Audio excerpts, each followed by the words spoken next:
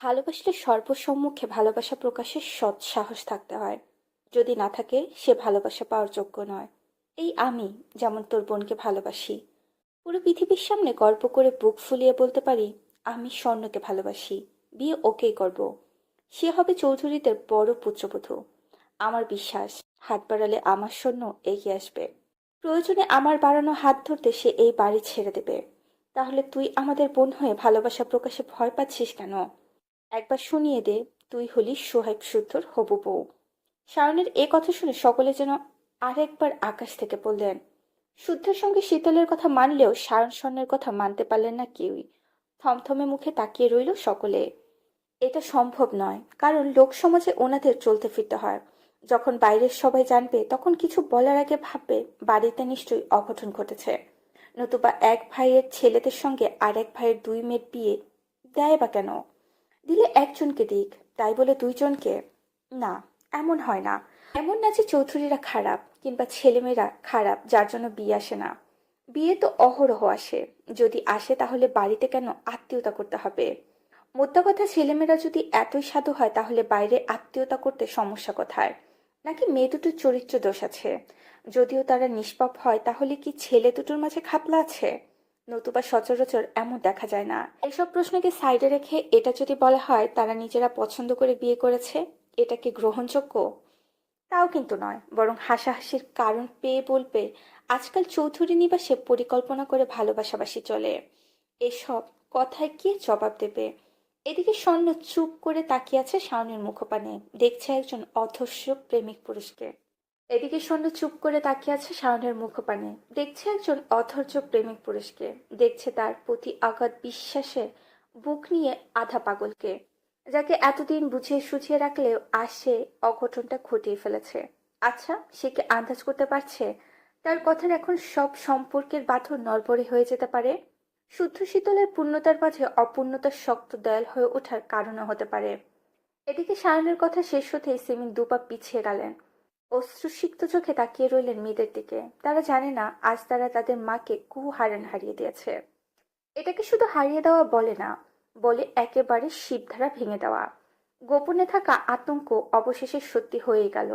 ওনাকে পেছাতে দেখে স্বর্ণ এগাতেই উনি হাত উঠিয়ে বারণ করলেন। আর কিছু বলারও নেই, শোনারও নেই। মেয়েরা এখন অনেক বড় হয়ে গেছে, নিজেদের পথ নিজেরাই বেছে নিতে শিখেছে। এবার তাহলে ছুটি নেওয়ার পালা। যদিও ছুটি নেওয়া বলে না, এটাকে বলে চুপ করে পালিয়ে যাওয়া। উনি কিছুক্ষণ মেরে লাল বর্ণ চোখে তাকালেন শাহাদাত চৌধুরীর দিকে। অতঃপর আঁচলে চোখ মুছে ভাঙা ভাঙা কণ্ঠে বললেন, এতদিন তোমার সঙ্গে যেতে রাজি হইনি। এই সংসার ছেড়ে যাওয়ার কথা ভাবতেও পারিনি। আজ যেতে চাচ্ছি। সঙ্গে নেওয়া সম্ভব হলে নিও, নয়তো একেবারে 3 তালাক দিয়ে আমাকে মুক্ত করে দিও। যদি তাও না পারো তবে আমার দাফনের জন্য তৈরি থেকো। সিমিনের কথা শুনে শারাফাত চৌধুরীর কথায় খেই হারিয়ে ফেললেন। শুধু অবাক চোখে তাকিয়ে রইলেন সহধর্মিনীর দিকে। এ যেন অচেনা কেউ। এতগুলো বছরে উনি জেনে এসেছে সিমিনের কাছে উনি পুরো পৃথিবী। আর মেয়েরা হলো পৃথিবীতে ঘিরে রাখা অনাবিল সুখ। আজকে পৃথিবী আর সুখ দুটোকেই সিমিন অনায়াসে বিসর্জন দিতে দিচ্ছে। দাফন করা, তালাক দেওয়ার কথা বলতে একবারও বুক কাঁপল না। মনে পড়ল না সামনে দাঁড়ানো মানুষটা সহ্য করতে পারবে কিনা। এদিকে শুদ্ধ সায়ন আর দরজায় বাড়ানো রুবাব যেন বাকখারা। তারা কল্পনাও করতে পারেনি তাদের নরম সরম ছোট আম্মু এ কথা বলতে পারে। কিন্তু এই ঘটনা অন্যদিকে মোড় নিচ্ছে দেখে এবার সায়ন এগিয়ে এলো। উঁচু করে সরাসরি সিমেনকে বলল, এতটাই অযোগ্য আমরা? সিমেন জবাব দিল না, মুখ ফিরিয়ে অন্যদিকে তাকিয়ে রইল। শাওনা তখন গোঁ ধরে দাঁড়িয়ে পুনরায় জিজ্ঞাসা করলো, যতক্ষণে আমাদের অপরাধ চোখে আঙুল দিয়ে দেখাতে পারবে ততক্ষণ বাড়ি ছাড়ার কথা মুখে এনো না। কেন মানবে না? কি অপরাধ? আমাদের স্পষ্ট করে জানাও। সিমিন চলে যেতে নিলে এবার স্বয়ং সিতারা চৌধুরী সিমিনের মুখোমুখি দাঁড়ালেন। ছোট জায়ের মুখের দিকে কিছুক্ষণ তাকিয়ে বললেন, তোর স্বামীর সঙ্গে তুই যেতেই পারিস, কিন্তু আমার ছেলেদের অপরাধ জানিয়ে যা। কোন অদৃশ্য আঙ্গুল তুলেছিস আমার ছেলেদের দিকে? ঠিক কোন কারণে মানতে পারবি না? আমার তো মানতে সমস্যা নেই, তাহলে তোর কিসের সমস্যা? আমার সমস্যা একটাই, আমি খারাপ মা। আমার শিক্ষা খারাপ। যদি শিক্ষা ভালো হতো তাহলে একসাথে দুজনে বিপদে যেত না। আমাকে সকলের কাছে প্রশ্নবিদ্ধ করতে কাঁঠার পথ খুলে দিত না। আমার ছেলেরা তোর পথের কাঁথা? বিপদ? কি বোঝাতে চাচ্ছিস তুই? এতদিন তো তোর আমার সন্তান বলে কিছু ছিল না, তবে আজ কেন? নাকি এতদিন ছল করেছিস? যা ভাবছ তাই। আজ থেকে ধরে নাও আমি মরে গেছি, তবে তোমাকে স্বার্থপর দুটোর দায়িত্ব দিয়ে গেলাম, যা ইচ্ছে করার করো। যে মেয়েরা মায়ের কথা ভাবে না, আমিও আজ থেকে তাদের কথা ভাববো না। কথা বলে সিমিন যাকে সরিয়ে চলে যেতে নিলে শীতল মায়ের আঁচল টেনে ধরলো, মাকে জড়িয়ে ধরে হাউমাউ করে কাঁদতে কাঁদতে বলল, যেও না আম্মু, আমরা তোমাকে ছাড়া থাকতে পারবো না। তাহলে দুদিনের ভালোবাসা পায়ে পিষে চল আমার সঙ্গে। একথা শুনে শীতল থমকে গেল, ঠোঁট ভেঙে কেঁদে ফোপাতে ফোপাতে বলল, মেনে নাও না আম্মু, আমরা চারজন অনেক। শীতলের কথা শেষ করতে পারল না, তার আগে সিমি সজোরে তুই থাপ্পড় মেরে বসলেন শীতলের গালে। এবার শুদ্ধ যেন রাগের মাত্রা হারালো। সে চোখ বন্ধ করে তেড়ে যেতে নিলে আটকে ফেলল রূপা। তবুও থামলো না সে, কঠিন সুরে বলল, যখন তখন গায়ে হাত তুলে কি বোঝাও? মেয়ে তোমার একারই আছে?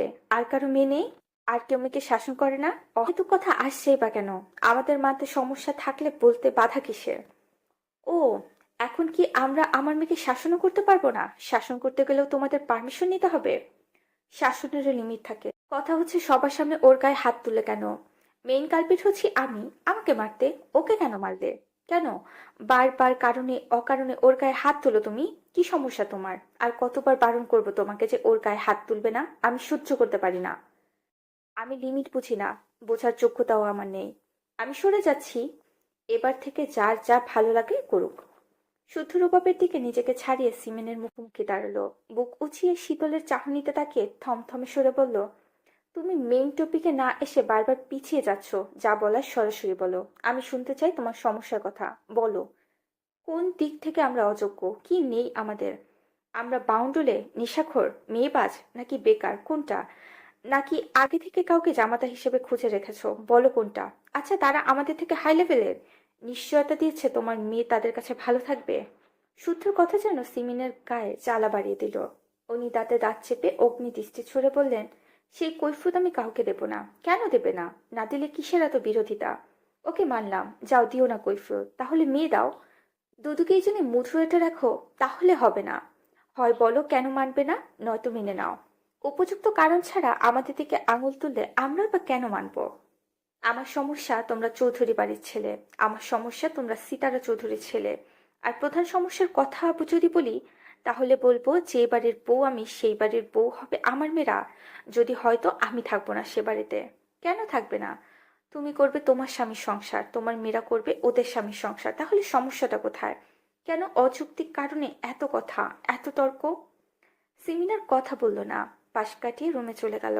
ওনা যাওয়া দেখে শাহাদাত চৌধুরীও গেলেন সহধর্মিণীকে বোঝাতে। আজকে সিমিন যেন বোঝার অবস্থাতেই নেই। উনি আধা ঘন্টার মধ্যে লাগেজ টানতে টানতে বেরিয়ে এলেন। শাহাদাত চৌধুরীর কথাও মানতে নারাজ। সিতারা সিরাতও পারলেন না ওনাকে বোঝাতে, ফলে ব্যর্থ হয়ে কাঁদতে লাগলেন। শারাফাত চৌধুরী শুধু নীরবে তাকিয়ে দেখতে থাকলেন সোনার সংসার ভেঙে যাওয়ার দৃশ্য। সিমিন কি সব ভেবে যেন পুনরায় ফিরে এলে ওনার সামনে দাঁড়ালেন, হাত জোর করে কাঁদতে কাঁদতে বলল, আমাকে ক্ষমা করে দেবেন ভাইয়া। কারো কোনো দোষ নেই, কারো প্রতি আমার কোনো অভিযোগই নেই। ফলের ছুরিতে যখন একটা আম পচে যায়, তখন বাকি আম ভালো রাখতে পচা আমটাকে সরিয়ে ফেলতে হয়। আমি সেই পচা আম, তাই নিজে থেকেই সরে যাচ্ছি। সবাইকে নিয়ে ভালো থাকবেন। আসছি। কথা বলে উনি উঠে দাঁড়ালেন না, গড়গড় পায়ে বেরিয়ে গেলেন। শীতল এক ছুটে মায়ের কাছে পা আঁকড়ে ধরে বসে পড়ল। সিমিন আজকে পাথর বনে গেছে। শীতলের থেকে নিজেকে সারিয়ে নিল। শাহাদাত চৌধুরীও বেরিয়ে এলেন। বেশ থেকে মনে হচ্ছে উনিও চলে যাচ্ছেন। ভাইয়ের দিকে তাকানোর সাহস হলো না দেখে চোখ মুছতে মুছতে বেরিয়ে গেলেন। বাবা মাকে যেতে দেখে স্বর্ণ এবার শীতলকে উঠে দরজার দিকে এগাতে সায়ন পথ আটকে দাঁড়ালো। স্বর্ণের চোখে চোখ রেখে বলল, এক পাক কোথাও যাবি না। স্বর্ণ সায়নের থেকে দ্বিগুণ তেজ নিয়ে বলল, যাব। বারণ করছি আমি, শুনতে বাধ্য নই আমি। আমাদের বাবা মা যেখানে আমরাও সেখানে। ভালোবাসি মানে এই না যে বাবা মার সঙ্গ ত্যাগ করব। যদি তাই করতে হয় তাহলে দরকার নেই সে ভালোবাসার। কথাখানা যেন সায়নের পুরো মস্তিষ্ক এলোমেলো করে দিল। তার স্বর্ণ তাকে ছেড়ে চলে যাবে, একথা মুখ ফুটে বলেছে। এত বড় স্পর্ধা ওর। সায়ন রেগে দিকশূন্য হয়ে স্বর্ণের গলা চেপে ধরে দেওয়ালের সাথে চেপে ধরল। অতঃপর চিৎকার করে বলল, এই বেইমানের বাচ্চা, কি বললি আবার বল, বল বল। আমার রেখে কোথায় যাবি? কোথায় যাবি তুই? প্রচন্ড ব্যথায় স্বর্ণের গালের হাড় যেন ভেঙে এলো। রুবাব সাফর চৌধুরী দ্রুত গিয়ে কোনো মতে তাকে সারালো। সারা পেতেই স্বর্ণ আর কোনো দিকে না তাকিয়ে বোনের হাত ধরে বেরিয়ে যেতে শীতল খপ করে শুদ্ধের পাঞ্জাবি আঁকড়ে ধরল। হাউমাউ করে কাঁদতে থাকলো করুণ সুরে। শুদ্ধ লাল বন্য চোখে শুধু তাকিয়ে দেখলো শীতলের কান্নারত মুখ। অন্নপূর্ণের হাত ছিঁড়ে টানতে শাওন আবার তেড়ে যেতেই গেল স্বর্ণর দিকে। এবার শুদ্ধ শাওনকে আটকে ধরে বলল, যেতে দাও। একথা শুনতে শাওন অবাক চোখে তাকালো শুদ্ধের দিকে, আর শুদ্ধ ঘাড় ঘুরিয়ে এক দৃষ্টিতে তাকিয়ে রইল স্বর্ণ শীতলকে টেনে নিয়ে যাওয়ার দৃশ্যের দিকে। বোনটা চলে যাচ্ছে দেখে সাম্যসী জন্য কাঁদতে কাঁদতে ছুটলো ওদের পিছু পিছু। সিরাজ, সাফওয়ান, রুবাব সকল দৌড়ে গেল তাদের ফেরাতে। শাহাদাত চৌধুরী কেবলই গাড়ি স্টার্ট করেছেন, হুইল ঘোরাতে দেখে স্বর্ণ আর শিকল কাঁদতে কাঁদতে বেরিয়ে আসছে বাড়ি থেকে। হাত থেমে গেল ওনার, সেই সঙ্গে ওনার বুকটাও যেন ভেঙে খান খান হয়ে গেল। হুইলে মাথা ঠেকিয়ে দু চোখ বন্ধ করতেই চোখের তারায় ভাসতে লাগলো বড় ভাইয়ের মুখ, যার ছায়া এতদিন চৌধুরী নিবাসের প্রত্যেকটা সদস্য ছিল সুরক্ষিত। বাবা মা মারা যাওয়ার পর সেই ভাইয়ের স্নেহ বাসার শক্তি খুঁজে পেয়েছিলেন, আর সেই ভাইয়ের বুকে যন্ত্রণার ছুরি পুষিয়ে চলে যাচ্ছেন স্বার্থপরের মতো। এদিকে সহধর্মিণীকেও ছাড়াতে পারবেন না, কারণ পৃথিবীর বুকে উনি ছাড়া আর কেউ নেই সিমিনের। যারা আছে তারা সুসময়ের মাঝি। এদিকে বাড়িতে এমন ঘটনা ঘটেনি যার কারণে সাম্যসীজন ভয় কুঁকড়ে গেছে। তবে যখন বুঝলো তাদের বোনেরা ছেড়ে চলে যাচ্ছে, তাদের জন্য হুঁশ ফিরল। হাউমাউ করে কেঁদে সিমিনের আঁচল ধরে বলতে লাগলো, ও ছোট মা, যেও না। তুমি গেলে আমাদের কে টিফিন বানিয়ে দেবে? আম্মুর মারের হাত থেকে কে বাঁচাবে? আমরা কার হাতে রান্না খাবো? এগুলো শুনে সিমিন গাড়ি থেকে নেমে বাচ্চা দুটোকে বুকে জড়িয়ে ধরে হাউমাউ করে কাঁদতে লাগলেন। ছোট ছোট মুখ চুমুতে ভরে ধরে সিরাত বললেন, মেরো না, একটু বুঝিয়ে বলো। সিরাত একটা কথা বলল না। একরাশ অভিমান নিয়ে তাকিয়ে রইলেন ছোট জায়ের দিকে। তবে না বললেও থাকতে পারলেন না, তাই বলেই ফেললেন। বড় ছেলে দুটোকে এভাবে ভেঙে চুরে ছোট ছেলে দুটোকে আবার ভালোবাসা না দেখালেও চলতো ছোট। আজ প্রমাণ করে দিলি রক্তের সম্পর্ক ছাড়া কোনো সম্পর্ক আপন হয় না। এই যে আমরা তোর আপন হতে পারিনি। একথা শুনে সিমি শুধু হাসলো। তারপর রুবাবের মাথায় হাত বুলিয়ে মলিন হেসে গাড়িতে উঠে গেলে রুবাব ওনার হাতটা আঁকড়ে ধরলো। তারপর হাতের উল্টো পিঠ কপালে ঠেকিয়ে কান্না ভেজা কণ্ঠে বলল, একটু ভালোবাসা পাই বলে মাকে ছেড়ে তোমাদের এখানে পড়ে থাকি। দেশে আর আসছি বা কদিন। আমরা তো তোমার ছেলে, তাই না? আমাদের ভুলগুলো না হয় এবারের মতো মাফ করে দিয়ে কোলে টেনে নাও। খুব ভালো থাকিস আব্বা, তো আর সব সময় সঙ্গে থাকবে। একথা বলে সবার দিকে একবার তাকিয়ে গাড়িতে উঠে বসলেন। স্বর্ণ শীতলও ততক্ষণ উঠে বসেছে। শীতল এখনো দু হাতে মুখখানা ঢেকে হাউমাউ করে কাছে, তার বুক ফেটে যেন চৌচির হয়ে যাচ্ছে। শুদ্ধকে ছাড়া থাকবে কিভাবে সে? তার বিশুদ্ধ পুরুষটাকে না দেখে বাঁচবেই বা কিভাবে? আজকাল তাকে ছাড়া দমটা যেন আটকে আসে। এদিকে সব বাঁধন ছেড়ে যেতে যখন হবে, শারাফাত চৌধুরী দেরি করলেন না। নিজেই ড্রাইভিং সিটে বসে গাড়ি স্টার্ট করলেন। ধীরে ধীরে গাড়িটা চলতে শুরু করলো, মূল ফটক বেরিয়ে বেরিয়ে গেল। সেই সঙ্গে খান খান হয়ে গেল তিলে তিলে গড়া চৌধুরী নিবাসের সুখে মোড়া সুখ সাম্রাজ্য। ঈদ মানে আনন্দ, আর মুসলিম পরিবারে এই দিনটিকে নিয়ে থাকে কত কল্পনা জল্পনা।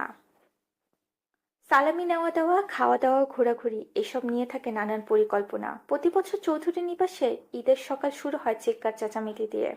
এরপর সারাদিন চলে নানান খুনসুটি আর দুষ্টুমি। যতই কাজ থাকুক, শেষ বিকালে ভাই বোনরা মিলে ঘুরতে যায়। যেতে যেতে মজা করে স্মৃতি কুড়ায়। সেসব স্মৃতিচারণ করে কোনো এক উদাস প্রহরে ভেবেছিল রোজার শুরুটা দুর্ঘটনা দিয়ে হলেও ঈদটা বোধহয় ভালোই কাটবে। এজন্য প্রতিটা সদস্য নিজেরাও সচেতন থাকতে যেন কোনো বিপদ না হয়। কিন্তু কপালের ফের, ঈদের সকালে আচমকা ঝড়ে তছনছ হয়ে গেল সব। ভেঙে গেল টুকরো টুকরো রঙিন কিছু স্বপ্ন। নড়বড়ে হয়ে গেল সবার সঙ্গে সবার চিরবন্ধনের ভিতর। কেউ জানেন না এই সমস্যার আদৌ সমাধান আছে কিনা, আদৌ ভাঙা সম্পর্ক কখনো জোড়া লাগবে কিনা। কি শাহাদাত চৌধুরীর গাড়ি বেরিয়ে যেতে শারাফাত চৌধুরীর দরজা থেকে ফিরে এলেন। শেষ আশাটুকু নিয়ে তাকিয়েছিলেন ভাইয়ের ফিরে আসার। ভাঙা মন নিয়ে শত শত বার সৃষ্টিকর্তার কাছে চাইছিলেন অন্তিম মুহূর্তেও যেন কোনো মিরাকেল ঘটে, তাদের যাওয়া যেন আটকে যায়। কতবার তাকালেন শুদ্ধ সায়নের দিকে, তারা যেন আটকায়। নিজেদের ভুল সূত্র নিয়ে পরিবার বাঁচায়, কিন্তু তারা যেন পাথর। দুজনেরই কেউ কথা বলল না। সায়ন এখন স্থির হয়ে মেজের দিকে তাকিয়ে থাকলে শুদ্ধ কটকট করে নিজের রুমে চলে গেল। এক মুহূর্ত দারুণের প্রয়োজন বোধ করল না সে। অথচ যত্নে করা পরিবার ভাঙার কষ্ট উনি সইতে পারছেন না। পারছেন না শুদ্ধর মতো বুকে পাথর নিয়ে রুমে চলে যেতে। দুই চোখের পানিতে রাস্তা দেখা মুশকিল। চোখ দুটো এত অবাধ্য কবে থেকে হলো? উনি এক কদমও এগাতে পারলেন না। থপ করে বসে পড়লেন।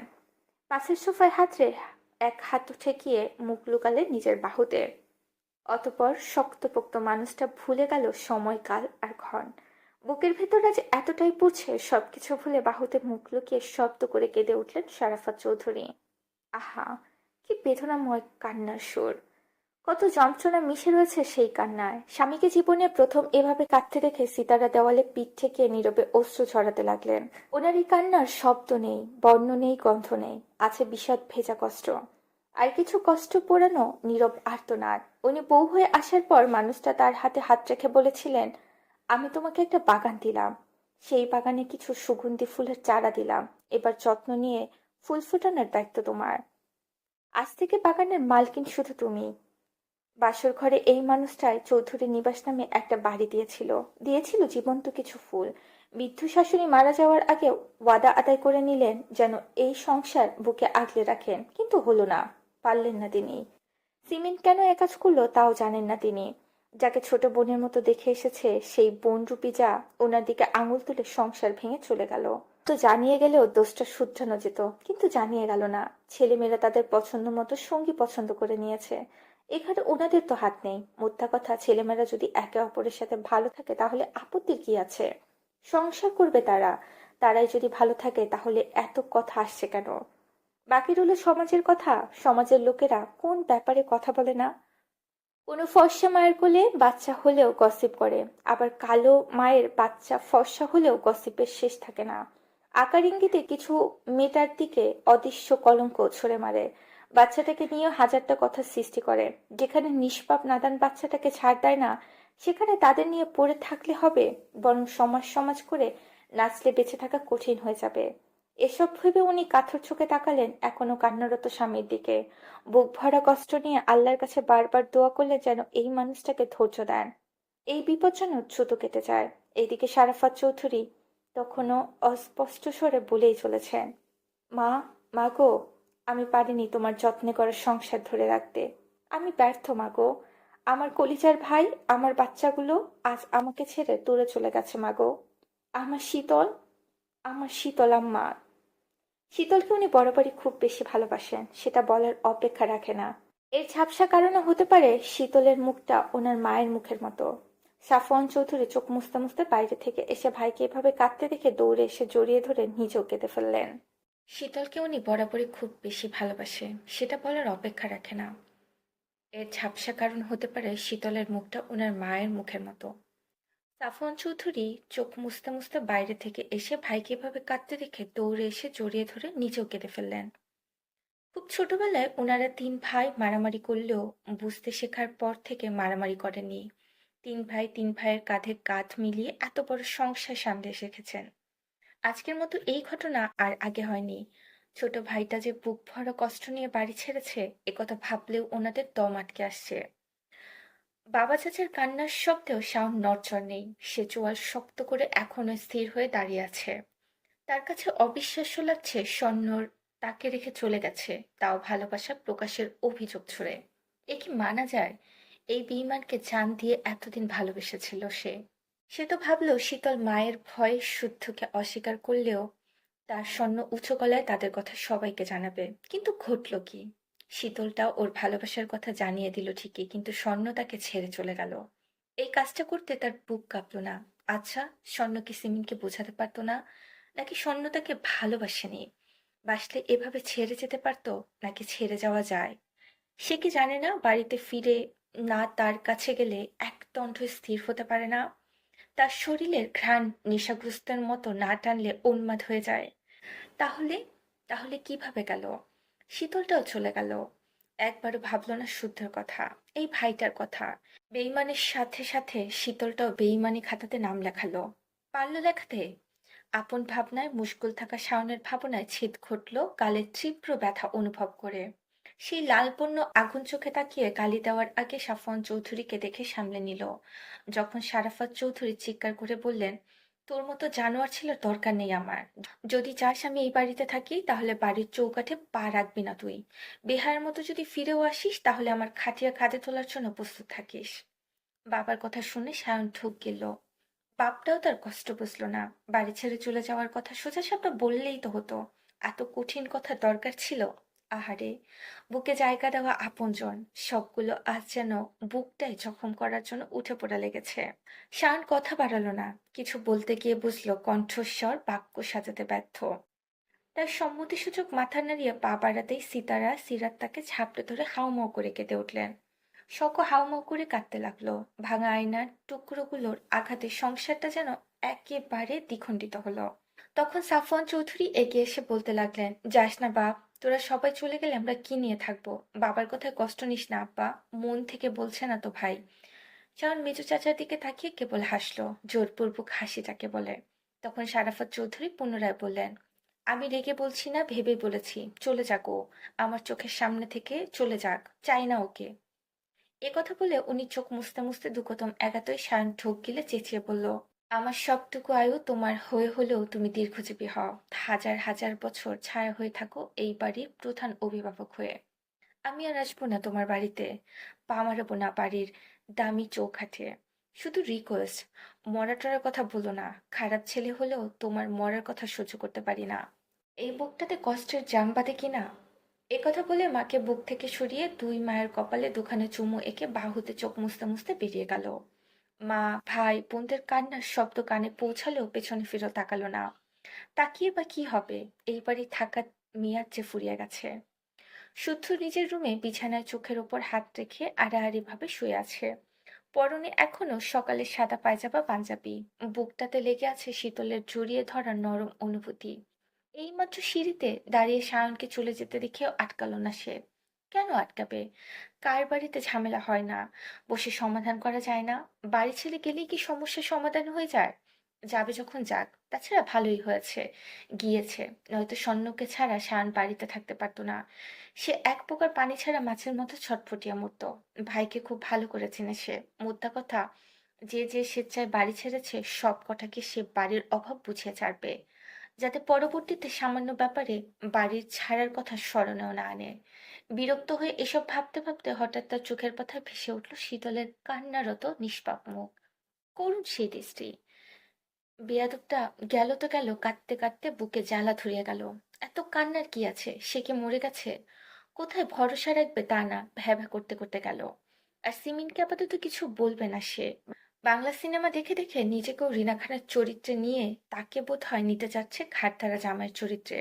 যদিও তাতে সমস্যা নেই, মানবে না, মেয়ে দেবে না, এই বাড়িতে থাকবে না, বললেই হবে, এত সোজা। প্রথমে ব্যাঙাচির ভালোবাসা বুঝতো না, কত কি করে যা একটু বুঝলো। এখন নাকি মেয়ের মায়ের সমস্যা, এত জ্বালা সহ্য হয়?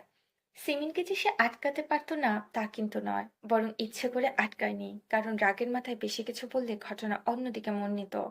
এসব ভাবনার মাঝে তার মস্তিষ্কে আচানক আরেকটা কথা ঢোকা দিতেই সে ও শিট বলে উঠে বসলো। তাড়াহুড়ো করে নামতে গেলে তার ফোনে রিংটোন বেজে উঠলো। পকেট থেকে ফোন বের করে রিসিভ করে শুনলো অপর পাশে মানুষটার কথা। অতঃপর তাচ্ছিল্যের হাসি হেসে ধপ করে বিছানায় বসে পড়ল। ভাই বোনকে কল দিয়েছে, দ্রুত বিএমডব্লিউ গাড়ি কিনে ঘুরতে নিয়ে যাবে। সেই হিসেবে ভেবেছিল নতুন গাড়ি নিয়ে আজ বিকেলে বের হবে। বের হওয়ার আগ মুহূর্তে গাড়ি দেখিয়ে সবাইকে খুব করে চমক দেবে। কিন্তু গাড়ি তো ঠিকই পার্কিং লটে চলে এসেছে, কিন্তু তারা কই? শাহাদাত চৌধুরী চলন্ত গাড়িতে চলেছে নিশ্চুপ নীরবতা, কারো মুখে কোনো কথা নেই। শীতলের কান্না থামলেও নীরবে অশ্রুঝরা থামেনি। সে চুপ করে এক দৃষ্টিতে বাইরে তাকিয়ে আছে। বোনকে কিছুক্ষণ লক্ষ্য করে স্বর্ণ শীতলের কাঁধে হাত রাখলে শীতল হাতটা ঝাড়া মেরে সরিয়ে দিল। আর একটু সরে গেল জানালার দিকে। বোনের এই কাণ্ডে কেবল হাসলো স্বর্ণ। তারপর পুনরায় বোনকে নিজের দিকে টানতে টানতে বলল, আয়, আমার কোলে মাথা রেখে ঘুমা, নয়তো শরীর খারাপ করবে। করুক, মরে যাই আমি, তোরা তো চাই চাস। কেউ কারোর জন্য মরে না। কথা না বাড়িয়ে এবার আয়। তোরা পাষাণ হয়ে গেছিস আপু, তোদের বিবেক মরে গেছে। আজকে তোদের জন্য বড় অপুর বুকে পাড়া দিয়ে আসতে হয়েছে। বড় অপু তো কতটা যন্ত্রণা দিয়ে এলি ভেবেছিস একবার? আমরা আশায় কতটা কষ্ট পেল মানুষটা, এতদিন আগলে রাখার এই প্রতিদান দিলি তোরা। শীতলের কথা শুনে ড্রাইভিং করা শাহাদাত চৌধুরীর বুকে বিঁধলেও এক বাক্য উচ্চারণ করলো না সে। তবে সিমির সিটে হেলান দিয়ে বললেন, আসতে বলেছে কে? দরদ উতলে পড়লে চলে গেলেই হয়।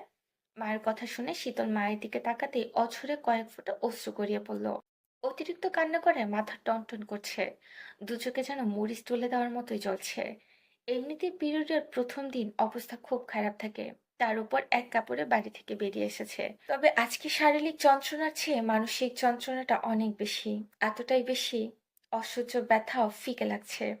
তবে সে থামলো না, এক পেট চেপে ধরে অজরে কাঁদতে কাঁদতে মাকে বলল, এত পাষাণ হইও না আম্মু, বিবেককে নিচু স্তরে নামিও না।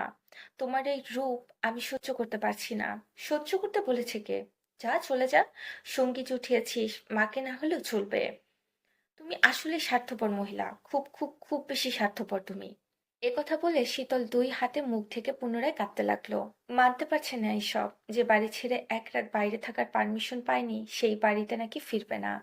প্রতি বছর ঈদে সকালে উঠে মেহেদি রাঙা হাত দেখায় সারাফাত চৌধুরীকে। সারাফাত চৌধুরী দুই হাত খুঁটিয়ে খুঁটিয়ে দেখে মেহেদির রং পরীক্ষা করেন। তারপর পকেট থেকে টাকা বের করে শীতলের হাতে গুছে দেয়। একথা কেউ জানে না, এটা তাদের মধ্যে গোপন সিক্রেট। এরপর একটু পর সবার সাথে আরেকবার সালামি দেন। ডাবল সালামির এক ভাগ রেখে বাকিটার থেকে এই বাড়ির ছোট সদস্যদের সালামি দেয়, যতই হোক বড় বোন সে। আজ সকালে বড় অপুর কাছে যেতে পারেনি সে, গালে আমার বউ লেখাটার জন্য। পরে যাবে ভেবেছিল, যখন নামাজের সময় হয়ে গেছিল। এরপর ভেবেছিল নামাজের পর যাবে। ততক্ষণে পিরিয়ডের ব্যথায় কাতরাতে কাতরাতে শুয়ে পড়েছিল। এরপর আর যাওয়াই হলো না, বড় আব্বুকে ছেড়ে চলে আসতে হলো। বড় আম্মুর হাতের মজার মজার রান্নাও কপালে জুটল না। এসব ভাবতে ভাবতে তার কান্নার গতি বাড়ল। কাঁদতে কাঁদতে জানালায় মাথা রেখে ঘুমিয়ে গেল। বোনকে ঘুমাতে দেখে স্বর্ণ শীতলের মাথাটা তার কোলের ওপর টেনে নিল। হাত বাড়িয়ে পানি এনে রুমাল ভিজিয়ে মুখ মুছিয়ে দিল। ঘুমন্ত শীতল বিরক্ত হয়ে রুমাল সরিয়ে দিয়ে পুনরায় ঘুমে ডুবে গেল। বোন বিরক্ত হচ্ছে দেখে স্বর্ণ সিটে মাথা হেলিয়ে শীতলের চুলে হাত ডুবিয়ে বাইরের দৃষ্টি নিক্ষেপ করলো। জোর করে আনায় খুব কেঁদেছে পাগলিটা। এবার না হয় একটু ঘুমাক। বেলা গড়াতে গড়াতে দুপুর গড়িয়ে বিকেল হলো। বিকেলের পর এখন সন্ধ্যা, অথচ সকালের পর কেউ কিচ্ছুটি মুখে তোলেনি। যা ঘটে গেছে এতে খাওয়ার কথা স্মরণেই নেই কারো, থাকার কথাও না।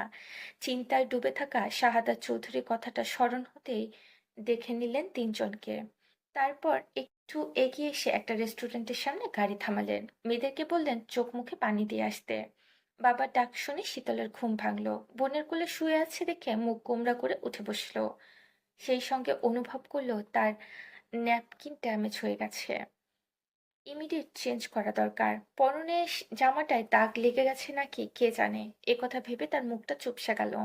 সাহায্যের জন্য করুণ চোখে তাকালো বোনের দিকে। স্বর্ণ প্রথমে না বুঝলেও পরে তার ইশারায় বুঝলো। তবে বিচলিত না হয়ে শাহাদাত চৌধুরীকে বলল, বাবা তুমি খাবার পার্সেল করে এনো, গাড়িতে বসেই খাবো। আর আমাকে কিছু টাকা দাও, ফার্মেসি থেকে মাথা ব্যথার মেডিসিন কিনে আনি, প্রচন্ড মাথা ব্যথা করছে আমার। আমি না হয় এনে দিচ্ছি। ব্যথা কি খুব বেশি? সমস্যা নেই, পারবো আমি, তুমি যাও খাবার নিয়ে এসো। এ কথা শুনে শাহাদাত চৌধুরী গাড়ি থেকে নেমে দেখলেন রাস্তার ওপাশে ফার্মেসির দোকান। তাই স্বর্ণকে টাকা দিয়ে গেলেন খাবার আনতে। এই রেস্টুরেন্টে কয়েকবার এসেছিলেন, খাবারের মানও বেশ ভালো। তবে যা কিনবেন সেই খাবার গলা দিয়ে নামবে তো? বাবাকে যেতে দেখে স্বর্ণ গাড়ি থেকে নেমে দ্রুত গেলেন প্রয়োজনীয় সে জিনিসটি আনতে। তারপর মায়ের হ্যান্ডব্যাগ চেয়ে নিয়ে ব্যাগের ভেতরে সেটা ঢুকিয়ে বোনকে নামতে বলে পিছনে দাঁড়িয়ে দেখলো চিন্তার কোনো কারণ নেই, তাই হাত ধরে এগালো ওয়াশরুমের দিকে। শাহাদাত চৌধুরী খাবার নিয়ে ঘুরতেই মেয়েদের সঙ্গে দেখা হলো। ওদের চোখে মুখে পানি দিয়ে আসতে বলে তিনি এগোলেন গাড়ির কাছে। স্বর্ণ শীতলকে ব্যাগটা ধরিয়ে দিয়ে যেতে ইশারা করে নিজে পাশের ওয়াশরুমে গিয়ে চোখ বন্ধ করে কয়েক পর এক পানির ঝটকা দিতে থাকলো চোখে মুখে। তবে ভুল করে ওয়াশরুমে আয়নার দিকে তাকালো না। বেইমানের তকমা লাগা মুখ নিজেরও দেখতে ইচ্ছে করছে না। অবশ্য সত্য মানতেও সমস্যা নেই। তারপর সে বের হয়ে সামনে দাঁড়িয়ে রইল। শীতল বের হলে তার হাতে অন্য একটা প্যাকেট দেখে সেটা নিতে গেলে শীতল পিছিয়ে গেল। মুখ গোমড়া করে অন্যদিকে তাকিয়ে মিনমিন করে বলল, ডাস্টবিনে ফেলে আসছি, তুমি দাঁড়াও। আমাকে দে। না আমি পারবো। ছোটবেলায় বহুবার তো নেপি চেঞ্জ করেছি, এখানে আমার কাছে ছোটই আছিস। স্বর্ণর কথা শুনল না। প্যাকেটটা হাতে নিয়ে শীতলকে ব্যাক সাইডে দাঁড়াতে বলে নিচে চলে গেল বাইরের দিকে। শীতল বোনের কথা শুনে এদিকে ওদিকে তাকিয়ে দেখে নিরিবিলি জায়গা, কেউ যাচ্ছে না তেমন, তাই ধীর পায়ে এগিয়ে গেল। চারপাশটা দেখলো নজর বুলিয়ে। জায়গাটা ভীষণ সুন্দর, ছবি তোলার জন্য দারুণ স্পেস রয়েছে। এদিকে ওদিকে তাকাতে তাকাতে আর একটু সামনে এতটা একটা বড় দেওয়ালে নজর এলো। সেদিকে একবার তাকিয়ে চোখ সরিয়ে পরক্ষণে পুনরায় দৃষ্টি ছুড়ে চমকে উঠল। বিস্ময় নিয়ে তাকিয়ে যখন বুঝলো সত্যি, তখন দৌড়ে গেল প্রিয় মানুষটার কাছে। সমুদ্রের ঢেউ যখন পাথরের বুকে আছড়ে পড়ে, ঠিক সেভাবে সে আছড়ে পড়ল শুদ্ধের বুকে। শুদ্ধ এক পা পিছিয়ে শীতল সহজ সামলে নিল নিজেকে। আর একটু হলে দুজনই বাড়ি খেত দেওয়ালে। অনাকাঙ্ক্ষিতভাবে প্রিয় মানুষটাকে পেয়ে শীতল শুদ্ধের বুকে মুখ লুকিয়ে বুকের সাথে খামচে ধরে শব্দ করে কাঁদতে লাগলো। কান্নার চোটে যা বলল কিছু স্পষ্ট হলো না, তবে শুদ্ধকে আঁকড়ে ধরে চোখের পানি বুকে ভেজাতে লাগলো। আর শুদ্ধর বুক তোলপাড় করা ঝড় নিয়ে নিশ্চুপ হয়ে দাঁড়িয়ে রইল। মুখে কথা নেই তার, তবে তার মন বলেছে সময়টা যদি এখানেই থমকে যেত, কিংবা এই অবস্থায় যদি মারা যেত কেমন হতো। ভালো হতো, ভীষণ ভালো হতো। বুকের মালকিনকে বুকে নিয়ে মরার মতো সুখী মানুষ পৃথিবীতে আছে নাকি? থাকলেও সংখ্যায় হাতে গোনা। ইস, এই সুখী যদি সে হতো! কি অদ্ভুত, বুকের ভেতরে হৃৎপিণ্ডটা যে হারে লাফাচ্ছে, আজকে ধরাটরা খাইয়ে দেবে নাকি? হুম, সেটা সে চায় না, কখনোই চায় না। চোখ দুটো অযথা এত জ্বলছে, কি সব ছলনাময়ী কারবার। চোখ তার, অথচ জ্বলছে অন্য কারো কথা ভেবে। মনে মনে এসব ভেবে সে থমকে দাঁড়িয়ে রইল। বেশ কিছুক্ষণ পর শীতলকে কাঁদতে কাঁদতে বলল, সবকিছু আবার আগের মতো করে দেন না শুদ্ধ ভাই, প্লিজ। আমি আমাদের সুখী পরিবারটাকে চাই, সবাইকে নিয়ে ভালো থাকতে চাই। শুদ্ধ নিশ্চুপ। তাকে চুপ দেখে শীতল মাথা তুলে তাকিয়ে দেখলো শুদ্ধের চোখ জোড়া লাল হয়ে গেছে। সে পায়ের আঙুলে ভর দিয়ে একটু উঁচু হয়ে দু হাতে শুদ্ধর গাল ধরে বিচলিত কণ্ঠে বলল, কি হয়েছে? চোখ লাল কেন? কোথায় কষ্ট হচ্ছে দেখি? কথা বলছেন না কেন? কি করেছি আমি? সবার সামনে তো বলেছি আমি আপনার বউ হব, আমি আপনাকে ভালোবাসি। আর কিভাবে বলবো, কিভাবে বোঝাবো? আজকে আমাদের কথা জানালাম, আজই কিনা বাড়ি ছাড়তে হলো। তবে কি আমরা এক হব না? এতটুকু বলে শীতল শুদ্ধের বুকে কপাল ঠেকালো। তারপর অঝরে কাঁদতে কাঁদতে অসহায় কণ্ঠে বলল, আপনাকে ছাড়া আমি কিভাবে থাকবো শুদ্ধ ভাই? কারণে অকারণে আপনাকে না জ্বালালে আমার ভালো লাগে না, সময় কাটে না। এই যে এত এত সমস্যার সমাধান কোথায় পাবো আমি? কোথায়?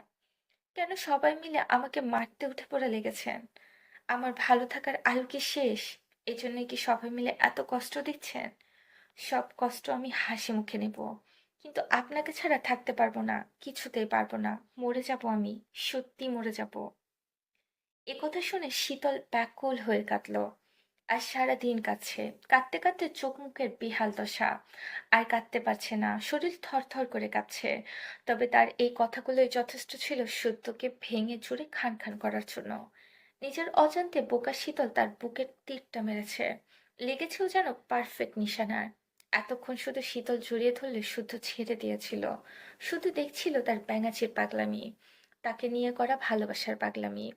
তবে ওর করুণ সুরে বলা এই কথাগুলো আর অসহায় কান্নায় শুদ্ধকে আরো একবার ভাঙলো। নিজের তৈরি করা খোলস ছেড়ে শুদ্ধ অজান্তেই চোখ থেকে এক ফোঁটা অশ্রু ঝরে গেল। আর গিয়ে পড়ল কান্নারত শীতলের কপালে। শীতল কান্না ভুলে তড়িৎ মাথা তুলতে গেলে শুদ্ধ তার মাথাটা প্রশস্ত বুকে চেপে ধরল। কোনোভাবে শীতলকে সে মাথা তুলে তাকাতে দিল না। থাকুক না, নিজের একান্ত কষ্টগুলো নিজের বুকে। শক্ত আবরণে ঠিকই নিজেকে সামলেছিল, শেষ মুহূর্তে অনর্থক ঘটালো এক ফোঁটা অশ্রু। তবে যেটাই হোক, স্বীকার করা যাবে না, নয়তো শীতলের ভাষায় বলতে গেলে তার বিশুদ্ধ পুরুষের ছাদ চাপে। পৃথিবী সমান কষ্ট বুক ভাঙলেও শুদ্ধরা কখনো কাঁদতে পারে না। কারণ বিশুদ্ধ পুরুষরা ঢাল হয়ে জন্মায়। বাবা মার ঢাল, ভাইয়ের ঢাল, প্রিয় মানুষের নিরাপত্তা দেওয়ার ঢাল। তাদের এত সহজে ভেঙে পড়তে নেই, বুক ভরা কষ্টে জর্জরিত হতে নেই। তাই সূর্য দ্রুত চোখ মুছে নিজেকে সামলে নেওয়ার আপ্রাণ চেষ্টা চালালো, আর সফল হলো। কিন্তু আজ বোকা শীতলটা ঠিকই বুঝে নিল তার চালাকি। তাকে ছেড়ে থাকার কষ্টে শুদ্ধের বুক ভেঙে চুরে খান খান হয়ে যাচ্ছে। এতে তার কান্না দ্বিগুণ বাড়ল। কষ্টে চৌচির হতে থাকলো বুক। কাটা মুরগির মতো ছটফট করতে লাগলো সে। বারবার দেখতে চাইলো তার একান্ত পুরুষের চোখের ভাষা, কিন্তু ঘাড় ধারে শুদ্ধ দেখতে দিল না। বরং খুব শক্ত করে তাকে বাহু ধরে আগলে রাখলো। কয়েক মিনিট সেভাবে থেকেই এবার শুধু মুখ খুলল, খেয়েছিস কিছু? না। পেন কিলার খেলে পেট ব্যথা কমে যাবে। কিছু খাবি চল। হাতের বাঁধন ঢিলে হলে শীতল মুখ তুলে তাকালো, তাকিয়ে রইল সামনে দাঁড়ানো পুরুষটার দিকে। এই অবস্থাতেও সাদা শার্ট আর কালো জিন্সে কিছু চমৎকার দেখাচ্ছে। সে একবার অন্যায় নাক মুছে ফোপাতে ফোপাতে জিজ্ঞাসা করলো, আপনি কিভাবে জানলেন আমার পেট ব্যথা করছে? শ্মশানের আত্মারা কানে কানে বলে গেছে। এই মুহূর্তে শুদ্ধর বাঁকা কথা শুনে সে ক্রুতুটি করে তাকালো। আশেপাশে স্বর্ণকে না দেখে খুঁজছে আশেপাশে স্বর্ণকে না দেখে খুঁজছে দেখে শুদ্ধ বলল, ও সামলে নেবে, ভয় নেই। আপু জানে আপনি এসেছেন। শাওন ভাইয়া কই আসেনি? তুই আর তোর ভাইয়া জন্মেছিস বারবার আমাদের ভালোবাসার দিকে আঙুল তুলতে, আর আমরা জন্মেছি তোদের গর্ধব মার্কা বুদ্ধি টাকাল দিতে। মন ভালো নেই, বকবেন না তো। কেন, মনের আবার কি হলো? আপনাকে নিয়ে ভয় হচ্ছে খুব। কিসের ভয়? হারানোর ভয়। শুনেছি চোখের আড়াল হলে নাকি মনের আড়াল হতে দেরি লাগে না। তুলে আছাড় দেব, আজাইরা কথাবার্তা বলে স্বাদ মিঠে দেবে। আসছে সিনেমার হিরোইন হতে, চল হাট। কিছু খেয়ে ওষুধ খেতে হবে। বাল খাবো। খাবো না ওষুধ। এত কিছু ঘটে গেল, এখনো নাকি ধমকাতে হবে। এই জন্যই প্রেম করতে চাইনি আপনার সাথে। এই বেয়াদব, এই প্রেম করলি কখন? প্রেম করার আগেই তো তোর হিটলার মা সব ঘেটে ঘ করে দিল। বেশ করেছে। আপনাকে দিয়ে প্রেমের প হবে না। হবে কিনা সেটা সময় আসুক, দেখে নিস। একথা বলে সে একটা ফোন এগিয়ে দিল শীতলের দিকে। বারবার সাবধান করলো কিছুদিন লুকিয়ে রাখার জন্য। এটা দিয়ে আপাতত যোগাযোগ করবে। এই ফোন হারালে আর কথা বলা হবে না শুদ্ধের সাথে। একথা শুনে শীতল চক্ষের ধনের মতো ফোনটাকে আঁকড়ে ধরলো। এদিকে দেরি হয়ে যাচ্ছে দেখে যেতে হবে, কিন্তু বিদার ঘন্টা বড়ই যন্ত্রণার। কিন্তু কেউ মুখে বলতে পারছিল না। নিজেকে স্বাভাবিক রাখতে শুদ্ধ টুকটাক কথা বললেও শীতল ফোন হাতে নিয়ে অশ্রুসিক্ত চোখে তাকিয়ে রইল। তখন শুদ্ধ পা পকেটে হাত ঢুকিয়ে কিছু বকুল ফুল এগিয়ে দিল। তাজা বকুল ফুল, মিষ্টি সুঘ্রাণ আসছে। পৃথিবীতে এত এত ফুলের মাঝে শুদ্ধের পছন্দ বকুল ফুল। শীতল হাত বাড়িয়ে দিলে স্বর্ণ সেখানে হাজির হলো। আপাতত তার কথা বাড়ালো না দুজন। তবে শীতল যখন জানলো শুদ্ধর পিছনে গাড়িতে তাদের সাথে চট্টগ্রাম যাচ্ছে, তখন অশ্রুসিক্ত চোখে তাকিয়ে মুচকি হাসলো। নয়তো বিদায় দিতে কলিজা এফোর ওফোর হয়ে যাচ্ছিল। আসসালামু আলাইকুম, আমি আদ্রিনা আফরিন আখি। আজকে পাঠ করছি শেষ চৈত্রর ঘ্রাণ। লিখেছেন নুরজাহান আক্তার আলো। পর্ব ৪৪। শুধু চট্টগ্রামে যাচ্ছে শুনে শীতলের মুখে হাসি ফুটল। অশ্রুসিক্ত দুই চোখ বোনের দিকে একবার তাকিয়ে হাতের উল্টো পিঠ দিয়ে চোখ মুছল। নাকের চুল দিয়ে অন্যায় মুছে মুখ কাচুমাচু করে আর ২ মিনিট সময় চেয়ে নিল। স্বর্ণ বুঝল তার পাগলি বোনটার মনের কথা। বুঝলো এক বুক যন্ত্রণা দিয়ে দাঁড়িয়ে থাকা ভাইয়ের কথা, যে বাড়ির মেয়েদের আপন নানা মামাদের বাড়িতে থাকার পারমিশন দিত না। আজ এত কিছুর পরেও সে আবার ছুটে এসেছে শুধু নিরাপত্তার কথা ভেবে। জার্নি করে যাবে চট্টগ্রামে, বারণ করেও যে কাজ হবে না সেটাও জানা কথা। তবে একটা কথা না বললেই নয়, অমূল্য রত্ন দেখেনি সে। সে তার ভাইদেরকে দেখেছে, যারা চৌধুরী নিবাসের গর্ব এবং দর্প। সে আর দাঁড়ালো না, ধীর পায়ে হেঁটে এসে গাড়ির কাছটায় গিয়ে দাঁড়ালো। বুঝ হওয়ার পর থেকে সে কারোর সামনে কাঁদতে পারে না। কাঁদতে গেলে ভীষণ বোকা বোকা লাগে, মনে হয় কান্না হচ্ছে একান্ত আপন ও গোপন জিনিস। তাহলে কেঁদে অন্যকে দেখানোর কি আছে? অন্যরা কষ্টের ভাগ নেবে নাকি কষ্ট মুছে দিতে পারবে? পারলে না হয় পাগলামি করে একটু কাঁদতে পারতো, বুক চাপা ব্যথাটা উগরাতে পারতো। এদিকে স্বর্ণর সাথে শীতলকে না দেখে সিমিন আশেপাশে তাকিয়ে খুঁজলো। তবে মেয়েকে দেখতে না পেয়ে ভার কণ্ঠে বলল, বোনকে নিয়ে এসো, গাড়িতে বসো। ওর শরীর খারাপ, একটু বসে বিশ্রাম করে করুক। তোমরা খেতে শুরু করো। শুধু শুধু কথা বাড়িও না স্বর্ণ। আমিও এটাই বোঝাতে চাচ্ছি, কথা বাড়িও না, খেতে শুরু করো। একথা বলে মায়ের থেকে কিছুটা দূরে সরে দাঁড়ালো। তারপর নিশ্চুপ হয়ে দাঁড়িয়ে দেখে গেল রাস্তার পড়ে থাকা কৃষ্ণচূড়া ফুলের দিকে। একের পর এক গাড়ি এসে মারিয়ে দিয়ে যাচ্ছে ফুলগুলোকে। গাড়ির চাকাতে দলিত হয়ে হারিয়ে যাচ্ছে ফুলের আকার আকৃতি, রূপ, রং, সৌন্দর্য। বন যেতেই শীতল মায়াভরা চোখে তাকালো শুদ্ধর দিকে। মানুষটা এত লম্বা, সহজে নাগাল পাওয়া যায় না। মাঝে মাঝে ইচ্ছে করে তার কুচকুচে কালো চুলগুলো খামচে ধরে ছাকিয়ে দিতে, কিন্তু এই দুনিয়ায় থাকতেও খুব ইচ্ছে করে। অথচ এ কাজ করলে বাঁচার সম্ভাবনা ৫%। কারণ বিশুদ্ধ পুরুষ চুলে কাউকে হাত দিতে দেয় না, দেওয়া পছন্দও করে না। শীতল কিছু একটা ভেবে মনের সব ভয়, দ্বিধা, জড়তাকে পেছনে ফেলে চট করে শুদ্ধের পায়ের পাতার উপর উঠে দাঁড়ালো। শুদ্ধ ভ্রু কুচকালে শীতল শুদ্ধের শার্টের কলারের কাছে নাক ডুবিয়ে নিঃশ্বাস টেনে নিল। এই তো সেই ঘ্রাণ, পরিচিত ঘ্রাণ। এই ঘ্রাণ হারানোর ভয় পাগল পাগল লাগছিল।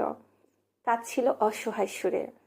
সে দুই হাতে শার্টের কলার চেপে ধরে ভিক্ষুকের মতো একের পর এক নিঃশ্বাস টানতে টানতে চট করে মাথা তুলে বলল, শুদ্ধ ভাই, চলেন আমরা পালিয়ে যাই। পালাবো? হুম। তা কোন সুখে পালাবো? ভালোবাসার সুখে, ভালো থাকার সুখে। তারপর 5 বছর পর ছানা নিয়ে ফিরবো, তাই তো? হুম। আজ কেবল ভালোবাসার কথা বাড়িতে জানালাম, বাড়ির লোকজন মানলো না। আবার বোঝাবো, প্রয়োজনে না মানা অব্দি অপেক্ষা করব। তাই বলে পালিয়ে বিয়ে করে বাসর ছেড়ে বছর না ঘুরতে বাচ্চা কাচ্চা নিয়ে ফেরার কথা ভেবে ফেলি? তোকে বলেছিলাম ভালোবাসা শিখতে, তুই ভালোবাসা শেখার ছলে লাজ লজ্জা গিলে খেয়েছিস। সে তোর ঘাড় নাড়ালো, বোঝাতে চাইলো কি, আর এই লোক বুঝলো কি? তাই সে বলল, এছাড়া আর কি উপায় আছে আপনিই বলুন। মাথা মোটা। মাথার উপর খুঁজেছিস? মজা একদম ভালো লাগছে না শুদ্ধ ভাই। আপনাকে ছাড়া থাকতে পারবো না, একদম তো থাকতে পারছি না। কেন বুঝছেন না? চলেন না, এই মুহূর্তে আমরা পালিয়ে যাই, তারপর আমরা একটা সংসার সাজাই। এ কথা শুনে শুধু চুপ করে তাকিয়ে আছে শীতলের দিকে। ভেঙাচি কি একদিনেই বড় হয়ে গেল নাকি? কি সব বলছে এসব? বড়দের মতো এত বড় বড় কথা বলতে কে বলেছে তাকে? আর কি বললো, সংসার করবে? সংসারের মানে বোঝে সে? ডিম ভাজতে গিয়ে ডিমের যে হাল বানায়, নিজের রুম গুছিয়েছে কখনো? তাকে আবার সে নাকি করবে সংসার?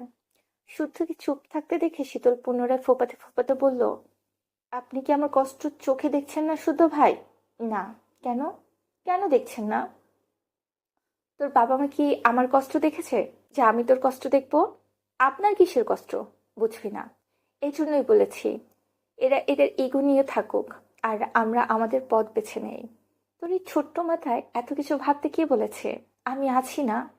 ঠিক আছে, ভাববো না, তবে বেশি দিন দূরে থাকতেও পারবো না, এই বলে দিলাম। ঠিক 1 সপ্তাহের মধ্যে যেন আমার সামনে দেখি। এবার ছাড়। ঠিক 1 সপ্তাহ।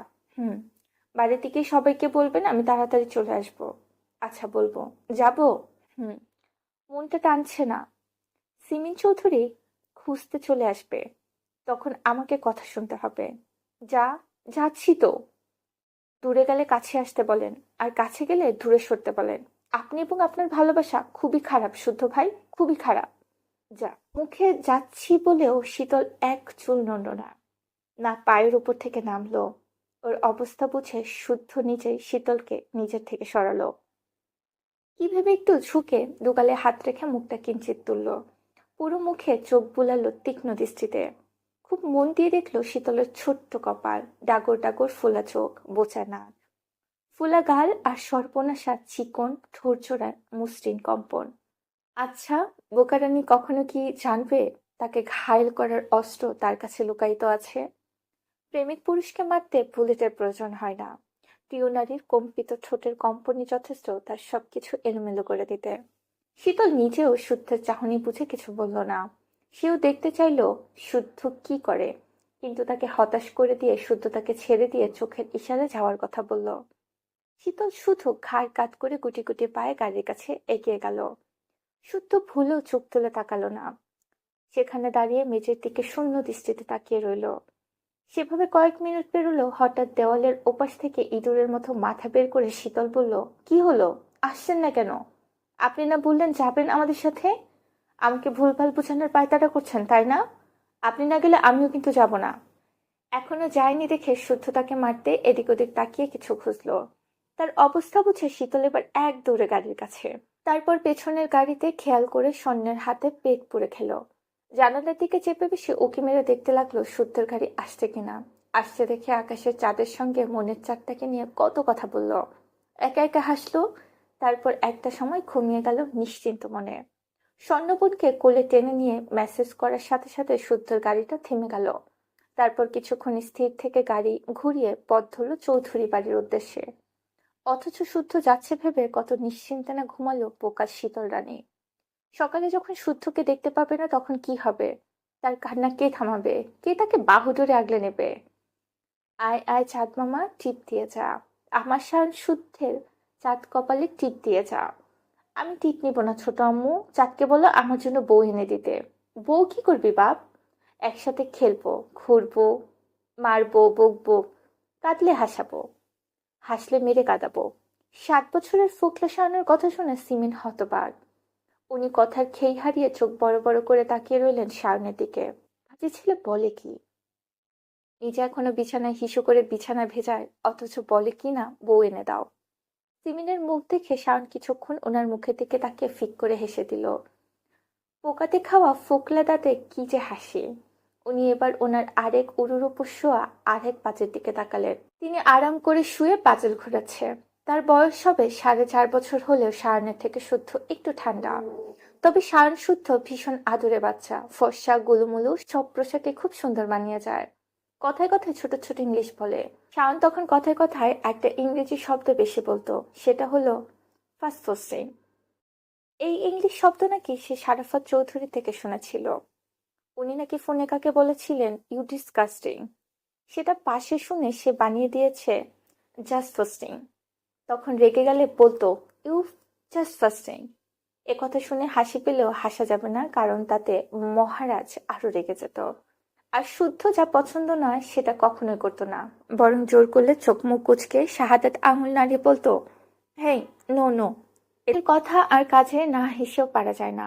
একদিন রাতের কথা, তখন রাত বাজে 2:30, অথচ পাজি দুটো চোখে ঘুম নেই। যত রাত পাচ্ছে তাদের চোখ যেন ফুটছে। তারা খেলবে, খেলনা ছড়িয়ে ছিটিয়ে একাকার অবস্থা। এদিকে সিতারা চৌধুরী অসুস্থ বিধায় পাশের রুমে উনি শুয়েছিলেন। আর এই পাজি দুটো ওনার কাছে এসে ওনার কোল দখল করে নিয়েছে, আবদার গল্প শুনবে। এদিকে সারাদিনের কাজকর্ম করে ওনারও চোখে ঘুম যেন ঢলে পড়ছে। কিন্তু এই দুটোর তো ঘুমানোর নাম নেই, তাই শাওনের পিঠে আস্ত করে থাবা বসিয়ে বললেন, এই পাজি, ঘুমাবি কখন? রাত কয়টা বাজে? ঘুম আসছে না তো, গল্প বলো। ঘুমা বাপ, যত গল্প জানতাম সব শুনিয়েছি তো, বানিয়ে বানিয়ে গল্প বলো। ভাইয়ের কথা শুনে শুদ্ধ তখন শাহাদাত আঙুল নাড়িয়ে বলল, নো নো নো, বানিয়ে না, এইটা বলো। কোনটা? লাজকন্যা ড্রাগন এসে তুলে নিয়ে যায় ওইটা। এই গল্প আর কত শুনবি? মেলা দিন শুনবো, তুমি বলো। মেলা বার শোনালে আমি কি পাবো? আমরা যতদিন বাঁচবো তোমাকে এত এত ভালোবাসবো। শুদ্ধর কথা শুনে ওনার কলিজাখানা যেন জুড়িয়ে গিয়েছিল। ততক্ষণে দুটো বাজি ওনার কোল দখল করে গল্প শোনার প্রস্তুতি নিয়ে ফেলেছে।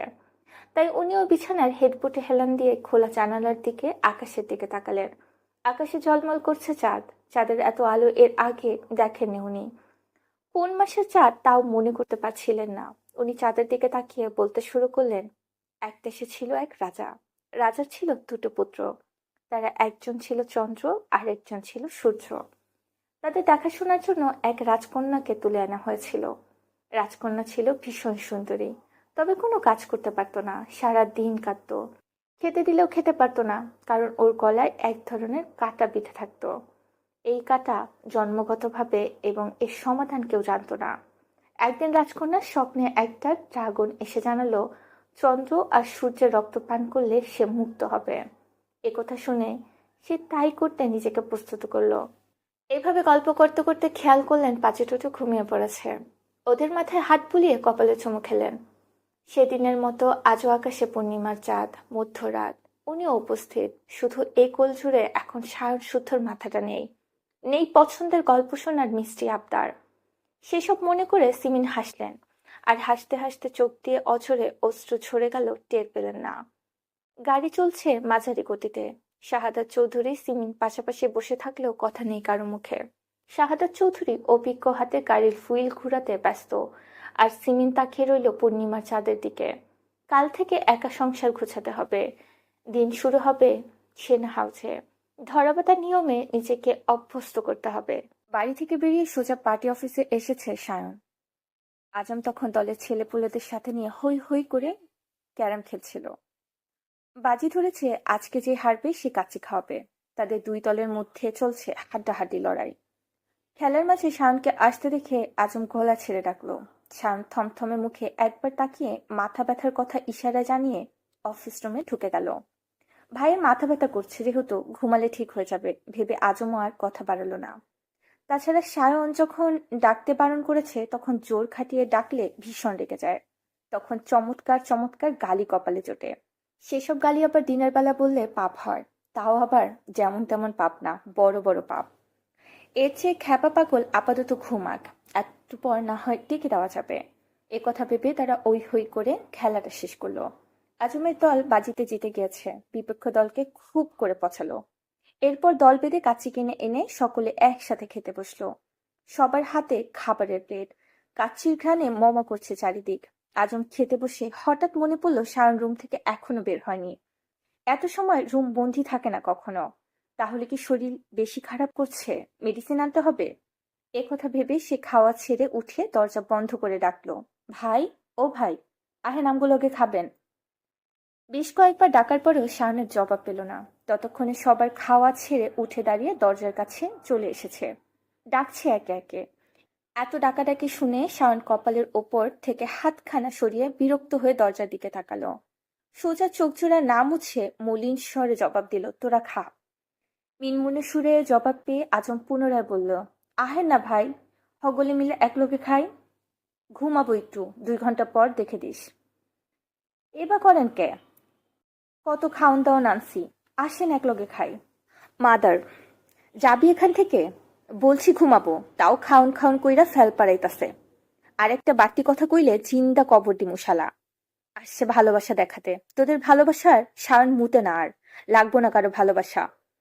যে শালার ভালোবাসা দেখাইতে আসবি তারে কোপামু। ভাই, আজই মা, মাথা মুথা ঠিক নাই, যা কইতাছি। ওষুধ আইনা দিমু, যাবি তুই? রাইগেন না ভাই, বাহিরে আয়েন। ভুল করলে আমগো 2 ঘা মারেন, তাও। কোন কি হয়েছে আপনার? কিছু হয় নাই, তবে আমার উঠতে হইলে আমার হাতে হবি তুই।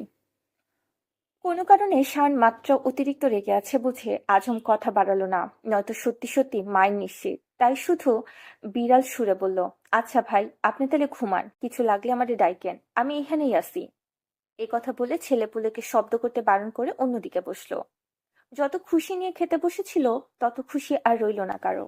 কিন্তু শাওনের সমস্যার কথা সে নিজে থেকে না বললে জানার উপায়ও নাই কেন। এসব ভেবে সে প্রথম লোকমা মুখে পুরতে যাবে, ঠিক তখনই ফোনে রিংটন বেজে উঠল। অসময়ে কল আসায় বিরক্ত হয়ে ডিসপ্লেতে তাকাতে ভ্রু কুঁচকে গেল। এই নাম্বার থেকে অযথা কল আসে না, আর যখন আসে তখন বুঝতে হবে ঘটনা সিরিয়াস। তাই সে সতর্ক হয়ে চট করে উঠে দাঁড়িয়ে একটু সাইডে সরে গেল। অতঃপর দ্রুত কল রিসিভ করলে বলল, হ্যালো শুদ্ধ ভাই। ভাইয়া কোথায় আজম? অফিস রুম থেকে বাইর হয়নি, তাই কি লইয়া জানি খুব রাইগা আছে। বের হলেও একা ছিল না। কোনো সমস্যা ভাই? একটু, তবে যতটুকু বললাম মনে রেখো, চোখ কান খোলা রাখো। আর হ্যাঁ, আবারও বলছি, ভাইকে একা ছেড়ো না। জি ভাই, কিন্তু আপনি কোথায়? গাড়ির শব্দ শুনতেছি। আছি আশেপাশেই, আপাতত ভাইয়ের দিকে খেয়াল রেখো, রাখছি। এ কথা বলে শুধু কল কেটে দিল। আজম ভ্রুজোড়া কুঁচকে আর একবার তাকালো বন্ধ অফিস রুমের দিকে। তখন তাদের দলের এক ছেলে দৌড়ে এসে জানালো চৌধুরী নিবাসে ঘটে যাওয়া ঘটনা। শীতলরা চলে গেছে, সাথে সারাফাত চৌধুরী শানকে বাড়ি থেকে বের করে দিয়েছে। এ কথা শুনে আজম হতবাক হয়ে মাটির দিকে তাকিয়ে রইল। পরক্ষণে চোখ বেয়ে অশ্রু করাতে লাগলো তার। তার দেখা সবচেয়ে সুন্দর পরিবারটি এভাবে ভেঙে গেল। এবার কি হবে? আর স্বর্ণ ভাইকে ছেড়ে চলে গেল। ভাই মানবে কিভাবে? মানার চেয়েও বড় কথা, বাঁচবে কিভাবে? কেউ না জানুক, সে তো জানে স্বর্ণর জন্য তার ভাই কতটা পাগল, ঠিক কতটা ভালোবাসে স্বর্ণ আপাকে। আজম আর ভাবতে পারলো না, তবে এই ঘটনা জানাজানি করতে বারণ করলো এবং আপাতত ভিড় করতে মানা করেছে। নিজেও বন্ধ রুমের দরজার পাশে 2 পা ছড়িয়ে বসে রইল। দেওয়ালে মাথা ঠেকিয়ে বিড়বিড় করে বলল, সব সুন্দর জিনিসের স্থায়িত্বকাল এত অল্প সময় দাও কেন গো মাবুদ? আমারও সুন্দর পরিবার দাও নাই, মাইনা নিছি, কিন্তু চোখে দেখার মতো সুন্দর একটা পরিবার দিছিলা, তাও কাইরা নিলা। আমার সাহারিয়ার বাইরের ধৈর্য দাও খোদা। মানুষটার উপরে শক্ত হইলেও ভেতরটা যে নরম মাটি। পরিবারটাকে উনি বুক দিয়ে আগলে রাখতো, সেই পরিবার ভাইঙ্গা গেছে। ভাইয়ের না জানি কত কষ্ট পাইতাছে, আর আমি কিনা কাচ্চি নিয়ে এতক্ষণ পইরা আসছিলাম।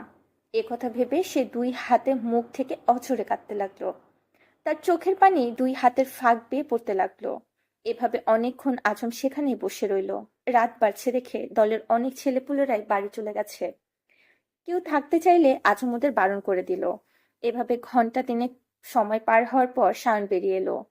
কঠিন মুখে আজমের দিকে তাকিয়ে বলল, কাঁদছিস কেন? কে মরছে তোর? ভাই, এত কিছু ঘইটা গেছে, আপনি তখন কিছু কর নাই ভাই? এখন বুঝছিস? জি ভাই। বুঝে কার বাল ছিড়লি? একথা শুনে আজম মাথা নিচু করে নিল। তার চোখ জোড়া তখনও ভেজা। ওকে কাঁদতে দেখে সায়ন কেবল হাসলো। তারপর আজমের কাঁধ জড়িয়ে ধরে সামনে হাঁটতে হাঁটতে বলল, পুরুষ মানুষের এত সহজে হারলে চলে না রে পাগলা। আমাদের বুকটা তৈরি কষ্ট লুফে নেওয়ার জন্য। পুরুষ হয়ে জন্মেছি, একবার বাপে কষ্ট দিবে, মায়ে কষ্ট দিবে, ভাই বোনেরা আঘাত পাচ্ছি, নাকি খোঁচা মেরে দেখবে? যাকে ভালোবাসি তাকে বাদ রাখাও যাবে না, বুঝলি? এতে পাপ হবে, পাপ। এভাবে হাসতে হাসতে শায়ন অনেক কথা বলল। বাচাল আজম চোখের পানি লুকাতে লুকাতে শুধু শুনেই গেল। অতঃপর তারা হাঁটতে হাঁটতে একসময় অন্ধকারে মিলিয়ে গেল। কোথায় যে গেল আর খুঁজে পাওয়া গেল না। ইরানের রাজধানী তেহরান। সকাল 10টা 30 মিনিট। নগ্ন শরীরের কোমরের কাছটায় পাতলা একটি তোয়ালে রেখে চোখ বন্ধ করে শুয়ে আছে ইয়াসির। লম্বা হাত দুটো দুদিকে মেলে রাখা। তার মাথা ও দুই পায়ের কাছে দাঁড়িয়ে আছে 4জন লাস্যময়ী তরুণী। 4জনই বিদেশি। গায়ের রং ধবধবে ফর্সা, মাথা ভর্তি সোনালি চুল। পরনে কালো রঙের 2 টুকরো ছোট পোশাক। যদিও স্থানকাল দেশভেদে এই পোশাক এখানে স্বাভাবিক। তরুণীদের উভয়ের হাতে বডি ম্যাসাজ অয়েল। তারা নিজ নিজ ভঙ্গিমায় ইয়াসিরের সারা শরীরে ম্যাসাজ করছে। কখনো বা দুষ্টু হেসে ছুঁয়ে ছুঁয়ে দিচ্ছে ইয়াসিরের শরীরের এক এক অংশ। এত শক্ত পুরুষালী শরীরে নরম হাতের ছোঁয়ায় ইয়াসিরের যে শুধু ভালো লাগার কাজ করছে তা নয়, বরং তার দেহখানা একটু একটু জেগে উঠছে, চাচ্ছে নারীদেহের সংস্পর্শ। কিন্তু শরীর চাইলেও তার মনটা পড়ে আছে অন্য কিছুতে। তার শরীরের চাওয়া সুন্দরী নারীদের হলেও তার মন অন্য গান গাইছে।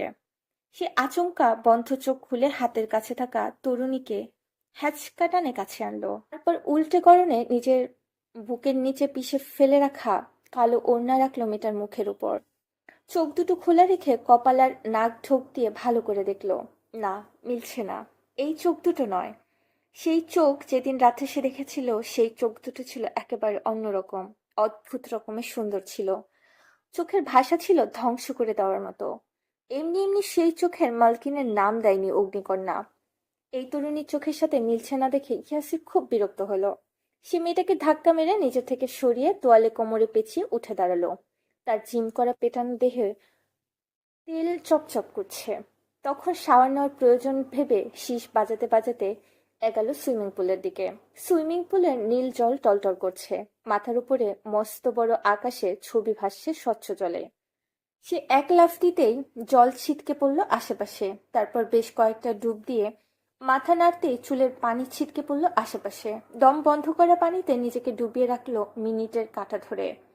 রোজকার চর্চা থাকায় খুব একটা কষ্ট হলো না তার। তবে সে প্রচন্ড অস্থির অন্য কারণে। আগে তার শরীরে ক্ষুধা জাগলে মেয়েদের নিয়ে শুয়ে পড়তো, আর এখন শরীর জাগলে মেয়ে আনে ঠিকই, তবে যখনই কাছে যায় কিংবা পার্টনারের চোখে চোখ পড়ে তখনই কিছু একটা মনে পড়ে মুডটাই চলে যায়, যা অতিমাত্রায় অসহ্যকর।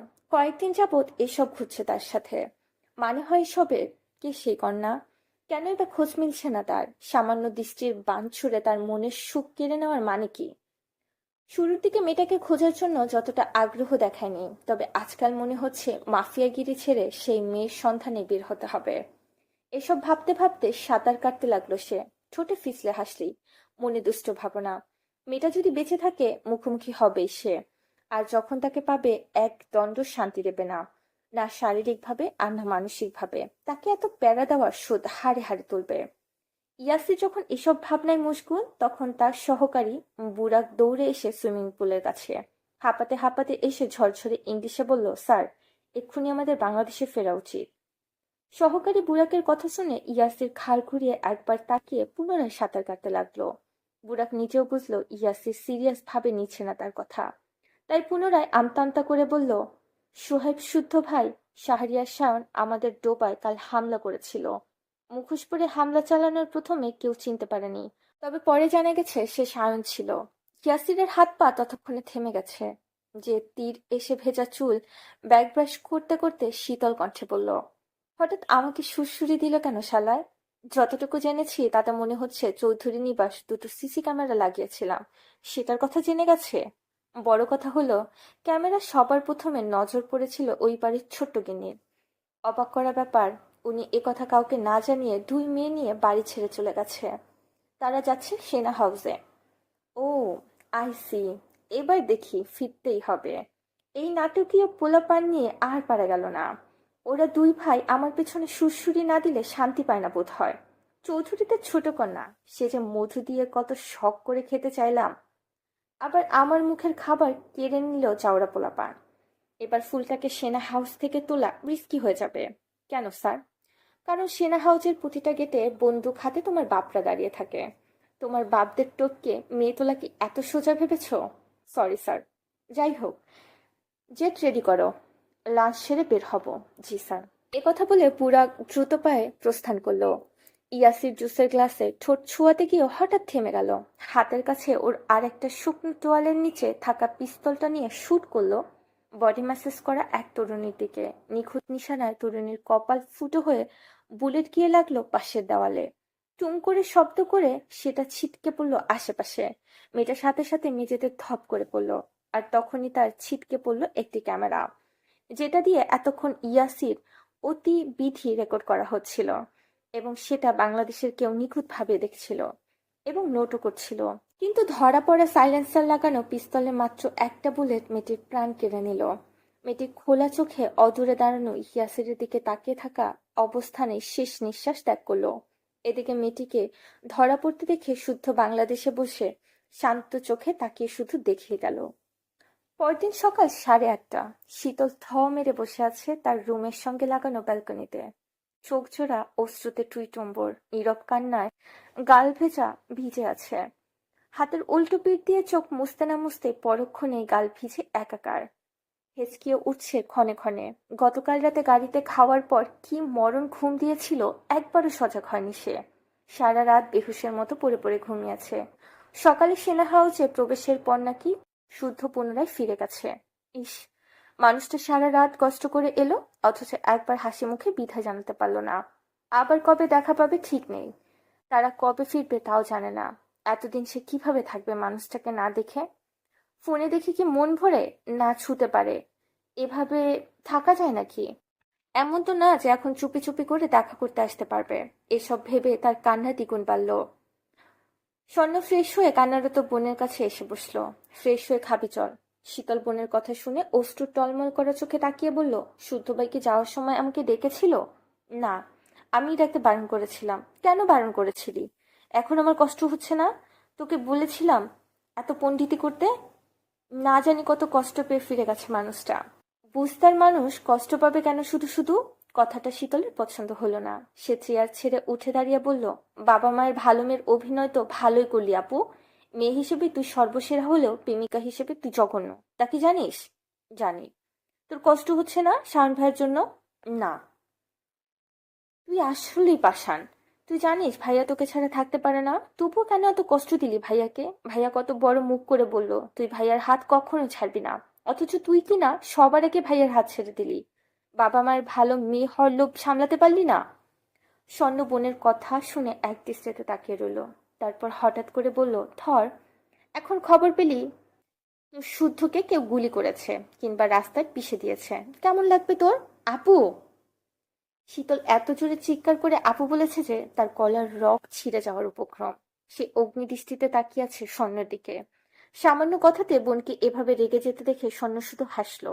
তারপর চলে যাওয়ার জন্য পা বাড়াতেই শীতল বজ্র কণ্ঠ কঠিন কণ্ঠে বলল, সামনে পরিস্থিতি কেমন হবে জানি না, তবে আমি শীতল ওয়াদা করে বলছি, শুদ্ধ ভাই যদি কখনো আমার দিকে হাত বাড়িয়ে ডাকে আমি তাকে ফিরিয়ে দেব না। আমার কাছে একদিকে তোরা আর একদিকে আমার শুদ্ধ ভাই। আমি তোর মতো আর আমার প্রিয় পুরুষের বুকে ছুরি চালিয়ে ভালো মেয়ে হতে পারবো না। বাবা মায়ের ভালো মেয়ে হতে গিয়ে তার ভালোবাসার দিকে আঙুল ঠেকাতে পারবো না। আর এই মুহূর্তে যা উচ্চারণ করলি ভুলেও আর করিস না আপু, না হলে আমি ভুলে যাব তুই আমার আপন বড় বোন। যে মানুষটা বর্তমানে আমার মোনাজাতে স্থায়ীভাবে জায়গা দখল করেছে তার মৃত্যুর কথা কল্পনাও করতে পারি না আমি। মৃত্যুর কথা বললেই কেউ মরে যায় না বোন। না মরুক, তবু তুই বলবি না। আমার শুদ্ধ ভাই, আমার শান ভাইকে নিয়ে তুই কোনো কথা বলবি না। তোর থেকে আমি আর একটা কথাও শুনতে চাই না। তুই সেলফিশ, তুই খারাপ, তুই খারাপ। কথা বলে শীতল কাঁদতে কাঁদতে রুমে চলে গেল। বোনের যাওয়ার দিকে তাকিয়ে শূন্য কেবল হাসলো। বাবা আর্মিতে কর্মরত হলেও কখনো সেনানিবাসে আসেনি তারা। ফোনে যতটুকু দেখেছে সেটুকুই, তবে আজ স্বচক্ষে ভেতরের পরিবেশ দেখে মন প্রাণ যেন জুড়িয়ে যাচ্ছে। চারপাশটা ছিমছাম, পরিষ্কার পরিচ্ছন্ন। এখানে নারকেল গাছের সংখ্যা একটু বেশি মনে হচ্ছে। সন্ধ্যার এসব জায়গা খুব বেশি পছন্দ। সে একা একা দাঁড়িয়ে কিছুক্ষণ আশেপাশে দেখে আকাশের দিকে তাকালো। তারপর আকাশের বুকে উড়ে যাওয়া একটা পাখির দিকে তাকিয়ে বিড়বিড় করে বলল, পৃথিবীতে হাজারটা মিথ্যা কথার মাঝে একটা মিথ্যা হলো তোমাকে ছাড়া আমি বাঁচবো না। আসলে কেউ কারোর জন্য মরে না, মরণ এতটাও সোজা না। তুমিও ভাবছো তোমার স্বর্ণকমলকে ছাড়া বাঁচবে না, শ্বাস আটকে মারা যাবে। কিছুদিন যাক, দেখবে তুমি আমাকে ছাড়তে অভ্যস্ত হয়ে গেছো। ভালো থেকো প্রিয়, আমাকে ছাড়া ভালো থাকতে শেখো। এ কথা বলে স্বর্ণ স্থান ত্যাগ করলো। তারপর শীতলকে এত ডেকেও রুমের দরজা খোলাতে পারলো না। আন্না মেয়েটা সারাদিন মুখে কিচ্ছুটি দিল। শাহাদাত চৌধুরীও ব্যর্থ হয়ে মলিন মুখে চলে গেলেন। এখানে যদি স্বয়ং শারাফাত চৌধুরী হতেন, তাহলে মেয়েটাকে দুবার ডাকতে হতো না। শুধু শারাফত চৌধুরী যদি দরজায় কড়া নেড়ে বলতেন, মা, আমার শীতল আম্মা কই, খাবে তো, এসো মা, ব্যাস, তাতে কাজ হয়ে যেত। আর হবে নাই বা কেন? বাবাকে কাছে না পেয়ে শারাফাত চৌধুরীর আঙুল ধরে হাঁটতে শিখেছে। ওনার হাতে খেয়েছেন, ওনার বুকে কত রাত ঘুমিয়েছেন। মায়া, টান জিনিসগুলো অদ্ভুত রকমের। যখন সবাই ব্যর্থ হতো যখন সবাই ব্যর্থ হলো তখনই শাহাদাত চৌধুরীর কাছে কল এলো। বড় ভাইয়ের নাম্বার দেখে শাহাদাত চৌধুরীর বুক কেঁপে উঠল। তবুও কল রিসিভ করতেই ভেসে উঠল বড় ভাইয়ের মুখ। তবে উনি ভাইয়ের মুখের দিকে তাকানোর সাহস পেল না, তাই চোরের মতো মুখ কাচুমাচু করতে লাগলেন। শারাফাত চৌধুরী যেন বুঝলেন ভাইয়ের অবস্থান, তাই বললেন, আমার শীতল আম্মা কই? দূরে গিয়ে বড় আপুকে ভুলে গেলে চলবে? এই বুড়ো মানুষটার কথা কেউ না ভাবলে কাদের নিয়ে বাঁচবো আমি, হুম? শাহাদাত চৌধুরী ভেজা স্বরে আর জবাব দিতে পারলেন না। পাশে থাকা সোফায় ধপ করে বসে পড়লেন। তাই স্বর্ণ এসে বাবার হাত থেকে ফোনটা নিল, নিজে কথা বলল। তারপর শীতলের রুমের দরজায় কড়া নেড়ে বলল, বোন, বড় আব্বু কথা বলবে, দরজা খোল। এ কথা বলতে দেরি, দরজা খুলে ফোন কেড়ে নিতে দেরি হয়নি। এরপর সে ঠোঁট ভেঙে শব্দ করে কেঁদে তোতা পাখির মতো বলতে থাকলো, বড় আব্বু, বড় আব্বু, আমাকে নিয়ে যাও।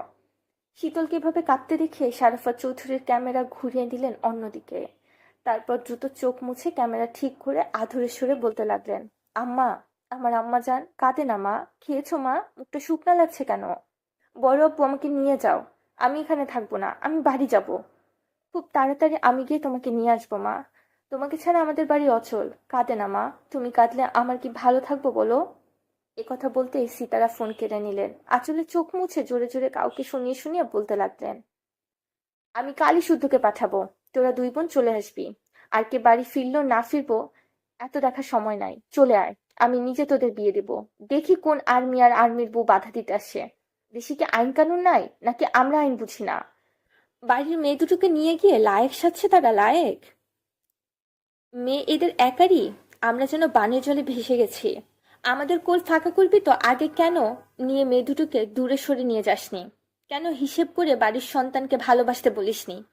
পেলে পুষে বড় করলাম আমরা, এখন আমাদের বুক ফাঁকা করে দিয়ে তার ভালো বাবা মা সাথে, ভালো বাবা মা? সারা রাত গোপন কাজ সেরে সকালবেলা ফিরেছে আজম আর সায়ন। প্ল্যান সাকসেস হওয়ার আনন্দে একটু একটু নেশাও করেছে তারা। তবে হাঁটাচলা ভালো করে না খেয়াল করলে সেটা বোঝার উপায় নেই। এখন তাদের প্ল্যান সারাদিন পড়ে পড়ে ঘুমাবে, তারপর সন্ধ্যায় উঠে ইয়াসিরের ডোবায় আর একবার হামলা চালাবে। গত রাতে যে ক্ষতি করেছে, এতক্ষণে জায়গা মতো খবর টবর চলে গেছে নিশ্চয়। এখন তেহরানে বসে বসে ইয়াসির মনের দুঃখে একবার কপাল চাপড়াক, আর একবার না হয় পেছন চাপড়াক। এসব নিয়ে কথা বলতে বলতে অফিসে ঢুকে গেল। স্পেশাল চেয়ারে রাজকীয় ভঙ্গিমায় শুদ্ধ বসে আছে। তার পরনে গতদিনের সাদা শার্ট ও কালো প্যান্ট। শীতলদের রেখে এখানেই এসেছে বলার অপেক্ষা রাখে না, কিন্তু কেন এসেছে, কে আসতে বলেছে? তার কি কেউ আছে এই পৃথিবীতে? নেই। নেই তো, থাকলে কি আর কেউ বাড়ি থেকে তাড়াতে পারতো? তারা জানে না সে বাড়ি ছেড়ে থাকতে পারে না। আদৌ কখনো থেকেছে? মায়ের হাতের খাবার না খেলে ওর পেট ভরে না। সারা দুনিয়া খেয়ে নিলেও মায়ের হাতের ডাল ভাত না খেলে মনে হয় পৃথিবীর ক্ষুধার রাজ্য। এক রাত কেটে গেল, তার ভাই বোনরা কই?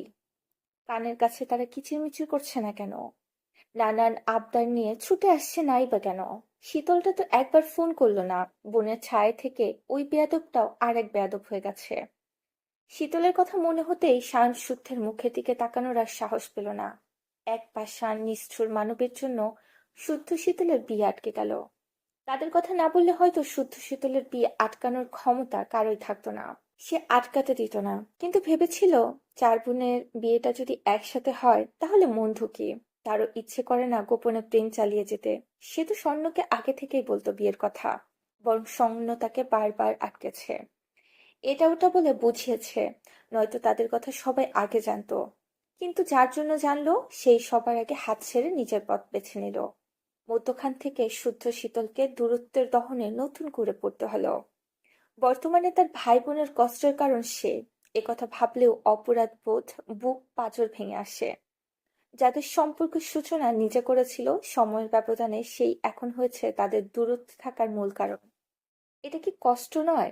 মনে মনে এ কথা ভেবে সে এক নজর ভাইকে দেখে মুখ ঘুরিয়ে নিল। শুধু দেখলো, বুঝলো ভাইয়ের মনের কথা। কেন জানি তার ঠোঁটের কোণে এক টুকরো হাসিও ফুটলো। তারপর কিছুক্ষণ নীরব থেকে শুদ্ধ বলল, বাড়ি ফিরতে ইচ্ছে করছে না, তাই এখানে এলাম।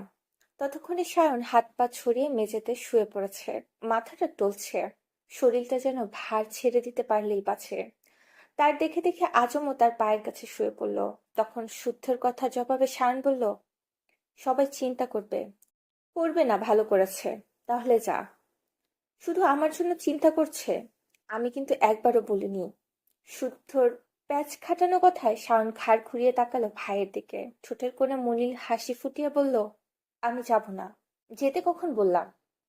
তোমাদের যখন যা ইচ্ছে করতে পারো, আমি কাউকে বারণ করব না, থামতেও বলবো না। তাহলে বাড়ি যাচ্ছিস না কেন? এ কথা শুনে শুদ্ধ চেয়ারে মাথা হেলিয়ে ঘূর্ণায়মান সিলিং এর দিকে তাকালো। তারপর বেশ কিছুক্ষণ থেমে ধীরে ধীরে বলল, সাহসে কুলাচ্ছে না। আমি তো জানতাম আমার থেকেও আমার ভাই সাহসী। তা তো বটেই। তবে আজ এটাও জেনে রাখো, তোমার ভাই একটা অপ্রিয় মুখের কাছে ভীতু, এক আধুরে স্নিগ্ধ মুখের খিলখিল করা হাসির কাছে কুপোকাত, এক চঞ্চলা হরিণীর অভিমানী দৃষ্টির কাছে পরাজিত। ঘুরে ফিরে শুধু ওই একটা জায়গায় আটকে যায়, আর তাকে হারানোর ভয়ে নীরব যন্ত্রণায় প্রতিনিয়ত কুরে খাচ্ছে। এতটুকু বলে শুদ্ধ থামলো, পরপর শুকনো ঢুক গেলে পুনরায় বলল, আর রইল বাড়ি ফেরার কথা। আসলে বাড়িতে ফিরতে ইচ্ছে করছে না, কারণ বাড়ি গেলে আজ আর কেউ দরজায় দাঁড়িয়ে ইঁদুরের মতো বাতা বের করে ওকে মেরে বলবে না তার শুদ্ধ ভাই রাজ্য জয় করে ফিরলেন বুঝি, নতুবা তার বড় আম্মুকে নালিশ করার ভয় দেখাবে না, পরক্ষণে মিষ্টি করে হেসে নালিশ থেকে বাঁচার জন্য ঘুষ চেয়েও বসবে না, খেতে বসলে হুড়মুড় করে পাশের চেয়ারটা দখল করবে না, টেবিল ভর্তি খাবার থাকলেও তার দৃষ্টি আমার প্লেটের দিক থেকে সরবে না। কি বাড়ির শুদ্ধ সবাই যত যাকে ছুঁই তুলে দিক, তার নজর শুধু তার শুদ্ধ ভাইয়ের প্লেটের দিকে। থাকুক সেখানে এক টুকরো আধ খাওয়া মাংস, তবুও তার সেটাই লাগবে। কিন্তু আজ থেকে কেউ আমার ভাগের খাবারে ভাগ বসাবে না। যখন আমার খাবারে হামলা করতো, সাকসেস হতো না, তখন মনের আনন্দে সে পাত নাচাত। আচমকা আমার পায়ের সাথে বাড়ি খেয়ে মুখ কাচুমাচু করে বলতো, ইয়ে শুদ্ধ ভাই, টেবিলের নিচে অনেক মশা। আমি বাড়ি না থাকলে কেউ মনের রাগ মিটাতে আমার রুমটা এলোমেলো করবে না, আমার শখের পারফিউম মেখে ঘুর ঘুর করবে না, টি শার্ট নিয়ে পালাবে না, ফোন লুকিয়ে রাখবে না, মায়ের ভয়ে গাছে উঠতে ভয় করবে না, স্টাডি টেবিলে বসে আমার নোটে যাতা একটা ছবি এঁকে নিচে লিখবে না, চৌধুরী পুত্র সোহাইব শুদ্ধ। এত না না, এর মাঝে কি একটু ভালো থাকা যায়? নাকি স্বস্তি নিয়ে নিঃশ্বাস নেওয়া যায়? এতটুকু বলে শুদ্ধ থেমে গেল। শাওন এক দৃষ্টিতে শুদ্ধর ক্লান্ত মুখের দিকে তাকিয়ে রইল। কি বলবে, কি বলে বুঝতে? আচ্ছা, একবার কি উঠে শুদ্ধের পা জোড়া ধরে মাপ চাইবে?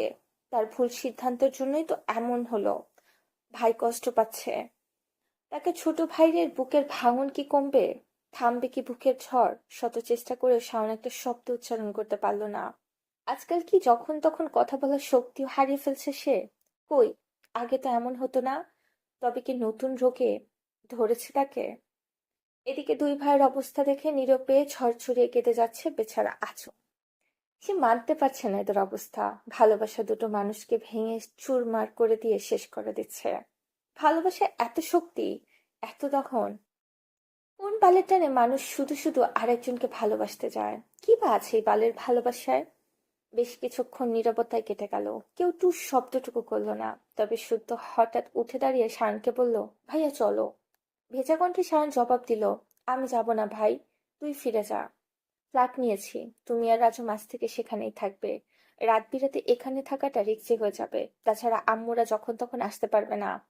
ফ্ল্যাটে থাকলে তারাও আসতে পারবে। শাম্মু সৃজন কি তোমাকে না জ্বালিয়ে বাড়িতে বসে থাকবে? রাস্তা পার করে এখানে আসতে আবার অ্যাক্সিডেন্ট ঘটাবে। মূল কথা হলো তোমার বোন আমার কথা বলার শক্তিটুকু কেড়ে নিয়ে গেছে। আমি এই মুহূর্তে দুটো কথা বলার শক্তি পাচ্ছি না। আমি আপাতত নতুন ফ্ল্যাটে যাচ্ছি, তুমিও চলে এসো। আর হ্যাঁ, গতকাল থেকে না খাওয়া, ক্ষুধাও লেগেছে। আসার সময় খাবার নিয়ে এসো। খেয়ে না হয় না হওয়া বউকে নিয়ে শোক পালন করব। ছটফটে গলায় একথা বলে বিল্ডিং এর নাম, ফ্ল্যাট নাম্বার বলে একটা চাবি ছুড়ে দিয়ে শুদ্ধ বেরিয়ে গেল। সে জানে তার ক্ষুধার কথা শুনলে তার ভাই না এসে থাকতে পারবে না। শুদ্ধ দ্রুত পায়ে রাস্তা পার হয়ে পকেট থেকে ফোন বের করে দেখলো শীতলের কোনো কল বা মেসেজ এসেছে কিনা। হ্যাঁ, যা ভেবেছিল তাই। মোট 13টা কল, 7টা মেসেজ এসে জমা হয়েছে। ফোন সাইলেন্ট করেছিল, মনেই ছিল না, হঠাৎ মনে হতেই বেরিয়ে এসেছে। এবং তার ভাবনা সঠিক দেখে মুখে এবার হাসি ফুটলো, বিশেষ করে ডিসপ্লের উপরে ভাসতে থাকা মেসেজটি দেখে। কেউ কি আমাকে একটু মিস করছে না? কথা বলছেন না কেন তার ব্যাঙাচ্ছির সাথে? এদিকে শুদ্ধ বেরিয়ে যেতেই শান হুড়মুড় করে উঠে বসলো। বাবার কাছে শুয়ে থাকা আচমকে লাথি মেরে উঠিয়ে বলল, এই শালা, শুনলি না আমার ভাই ক্ষুধা পেয়েছে? চল, খাবার নিয়ে যেতে হবে। আর আমি শোকে মরছি কেন? এক শাশুড়ির মেয়ে রিজেক্ট করেছে, তাতে কি? কত শাশুড়ির মেয়ে আছে না? শান কি ফেলনা রে? ফেলনা না। এ কথা বলে পাঠিয়ে অফিসের দরজায় তালা ঝুলিয়ে বের হতেই দেখলো রাস্তার ওপারে শুদ্ধ দাঁড়িয়ে আছে, ফোনে কারোর সাথে কথা বলছে। সে এগিয়ে গিয়ে আচমকা রাস্তার মধ্যে শুদ্ধকে জড়িয়ে ধরলো। শুদ্ধ ভ্রু কুঁচকে কল কেটে বলে, আমি শূন্য না, শুদ্ধ। ভাইয়ের কথা শুনে শান ফিক করে হেসে ফেলল। তারপর ভাইকে ছেড়ে দিয়ে বলল, তোর বোন নেই তাতে কি, তোকে দিয়েই কাজ চালাবো। ভাইয়ের কথা শুনে শুদ্ধ এমন ভাবে নাক মুখ কুঁচকে দুপা পিছিয়ে গেল যে শায়ন আর আজম হু হু করে হেসে উঠল। তারপর তিনজনই গেল নতুন ফ্ল্যাটের দিকে। যাওয়ার পথে কিনলো পছন্দের খাবার। তাদের হাসি মুখে দেখে চায়ের দোকানের ভেতরে বসে থাকা সাফওয়ান চৌধুরী শুধু চেয়ে চেয়ে দেখলেন।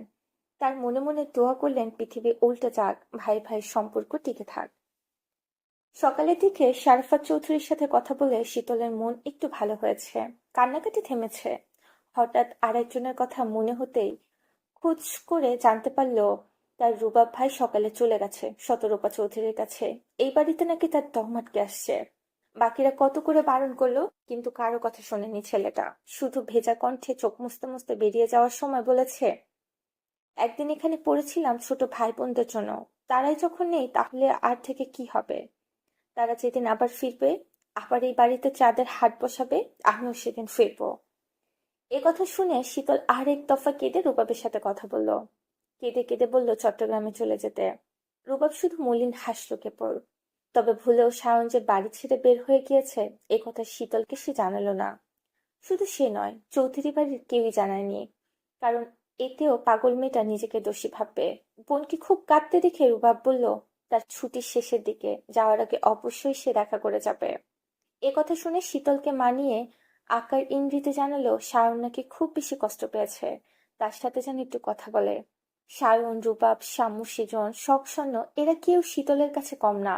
সব কথা ভাই বোনকে জান দিয়ে ভালোবাসে সে। আরেক ভাই কষ্ট পাচ্ছে শুনে শীতল তখনই ফোন দিল শাওনকে। বেশ কয়েকবার কলটা বেঁচে বেঁচে কেটে গেল। শীতল ভাবলো শাহাদাত চৌধুরীর নাম্বার দেখে কল রিসিভ করছে না, হয়তো রেগে আছে।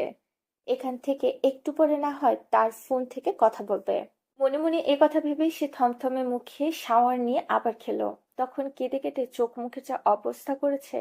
সিমিন চৌধুরী ভ্রুচোরা কুঁচকে এতক্ষণ বসে বসে মেয়ের রং ঢং দেখে গেলেন। কিছু বলতে গেলে সাদাত চৌধুরী আর স্বর্ণ বারবার আটকে দিচ্ছে, নয়তো বেয়াদবটাকে ছুড়িয়ে ঢং ছুটিয়ে দিতেন। এমন ভাব করছে যেন তাকে বাড়ি থেকে তুলে এনে আটকে রাখা হয়েছে। এতই যখন বাড়ির লোকের প্রতি দরদ, আসতে গেলি কেন? আসলি তো এত সব ঢং দেখানোর মানে কি? বিয়ের পর এতগুলো দিন এই বাড়িটাকে আপন বাড়ি, এই বাড়ির মানুষগুলোকে বুকে জায়গা দিয়ে আগলে এসেছেন। এখন তাদের ছেড়ে আসতে ওনার যখন কোনো সমস্যা হচ্ছে না, তাহলে দুদিনের ছানাপোনা হয়ে তাদের এত বাধা কিসের? পৃথিবীতে এসেছিলই বা কদিন হলো? সংসারের মায়া বুঝিস? বুঝিস নিষ্ঠুর এই পৃথিবীর পার প্যাচ? বুঝিস না, জানিস না মেয়েদের মায়েদের জ্বালা? জানলে আজকের পরিস্থিতি বদলে যেত। এমন ধরনের নানান কথায় ওনার রাগ চড়ে গেল। এখন এখানে বসে থাকলে কাকে কি বলবে জানেন না, তাই উঠে রুমের দিকে গেলেন। তখন বড় জায়ের কথা বলা কথাগুলো শুনছেন, কিন্তু সব কথা জবাব নেই। পরিস্থিতি মোতাবেক থাকলেও নিতে হবে, কারণ জবাবের আরেক নাম সঠিক সময়। সারাদিন কেটে গেল। বিকেল এলো। গোধূলি মুহূর্ত। রুম থেকে বেরিয়ে শীতল বাইরে এসে দাঁড়িয়ে আছে। এদিকে ওদিকে তাকিয়ে দেখছে সিনা হাউজের চারপাশ। জায়গাটা ভীষণ সুন্দর, তবুও মন খারাপ থাকায় কিছু ভালো লাগছে না। মন খারাপের কারণ সকালে সূর্যের সঙ্গে দেখা করে বিদায় নিতে পারেনি তাই। ফোন করলে শুধু রিসিভ করেনি, না মেসেজে রিপ্লাই করেছে। পাষাণ পুরুষটাকে নিয়ে হয়েছে যত জ্বালা। বাড়িতে থাকতেও পাত্তা দিত না, এখন এত দূরে চলে এসেছে। শীতল হাঁটতে হাঁটতে একটু এগিয়ে গেল। দেরি করে গোসল করায় চুলগুলো এখনো ভেজা, তাই লম্বা চুলগুলো ছেড়ে রাখা।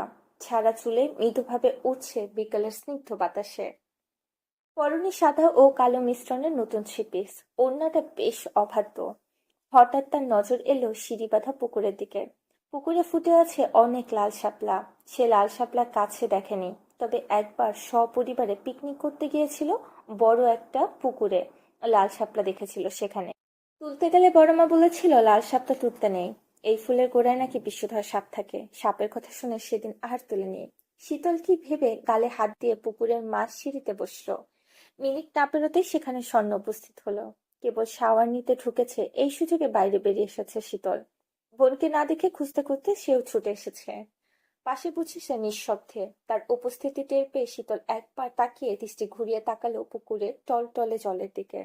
চোখে ভাসছে কত কথা, কত স্মৃতি। আজ ঈদের পরদিন।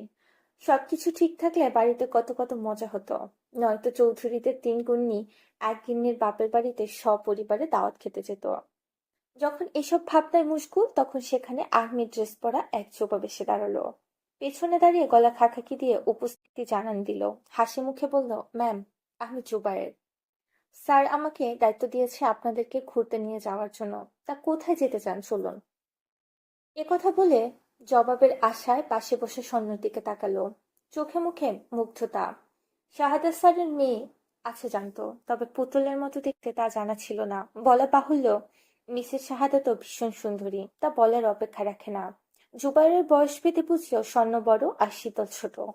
কিন্তু এখানে কে স্বর্ণ আর কে শীতল বুঝে উঠতে পারল না, কারণ স্যারের থেকে দুটো নাম শুধু শুনেছে সে। এদিকে জুবাইরের দৃষ্টি খেয়াল করে শীতল তার আপাদমস্তক পরখ করে ভ্রু কুঁচকে বলল, মনে মনে মুখ বাঁকালো, তারপর বলল, আমার বোন বোবা, কথা বলতে পারে না, যা বলার আমাকে বলুন। বোবা শুনে জুবাইরের মুখে বিস্ময় খেয়ে গেল। আফসোসও হলো, এত সুন্দর মেয়েটা কি না বোবা। তবে হবু কেউ হতে যাচ্ছে ভেবে হাসি মুখে বলল, সরি ম্যাম, আমি আসলে জানতাম না। It's okay. তা কোথায় যেতে চান বলুন। আশেপাশে সমুদ্র আছে যেখানে পা ডুবিয়ে বসে থাকা যাবে। পতেঙ্গা আছে। ভিড় কেমন? সমুদ্র পাড়ে তো ভিড় থাকে, তার উপরে আজ আবার ঈদের পরের দিন। সাধারণ জনতা সেদিকে হুমড়ি খেয়ে পড়বে। তবে আপনারা চাইলে আপনাদের আশেপাশে ভিড় কম রাখার ব্যবস্থাটুকু করা যেতে পারে। ও, যদি চাই আপনি কি এই ড্রেস আপে আমাদের নিয়ে বের হবেন? জি না ম্যাম, অফিসিয়াল কাজ ব্যতীত ইউনিফর্ম পরে আমাদের এখানে সেখানে যাওয়ার নিয়ম নেই।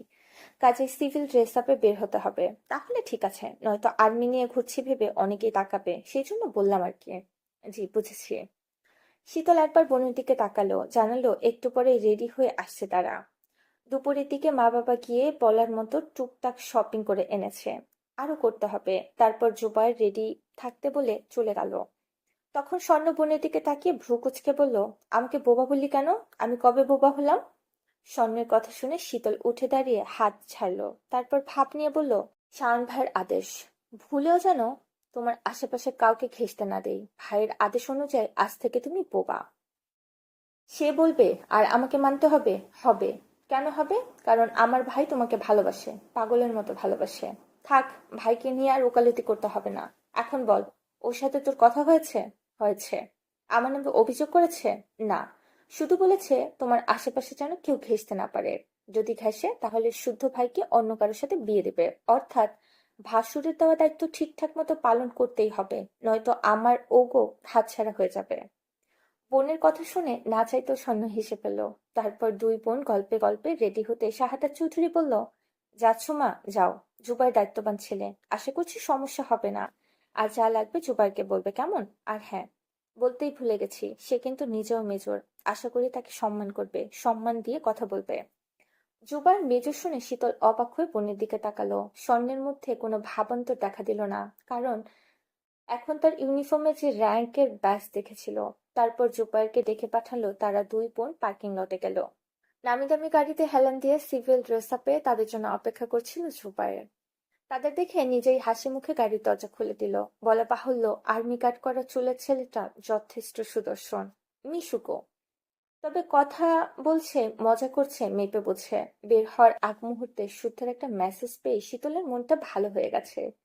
বেড়াতে যাওয়ার কথা শুনে শুদ্ধকে জানিয়েছিল।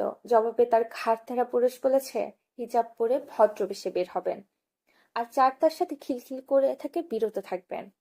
একটা অভিযোগ যদি কানে আসে, পিঠে চেলাকাঠের বাড়ি একটাও কম পড়বে না বলে দিলাম।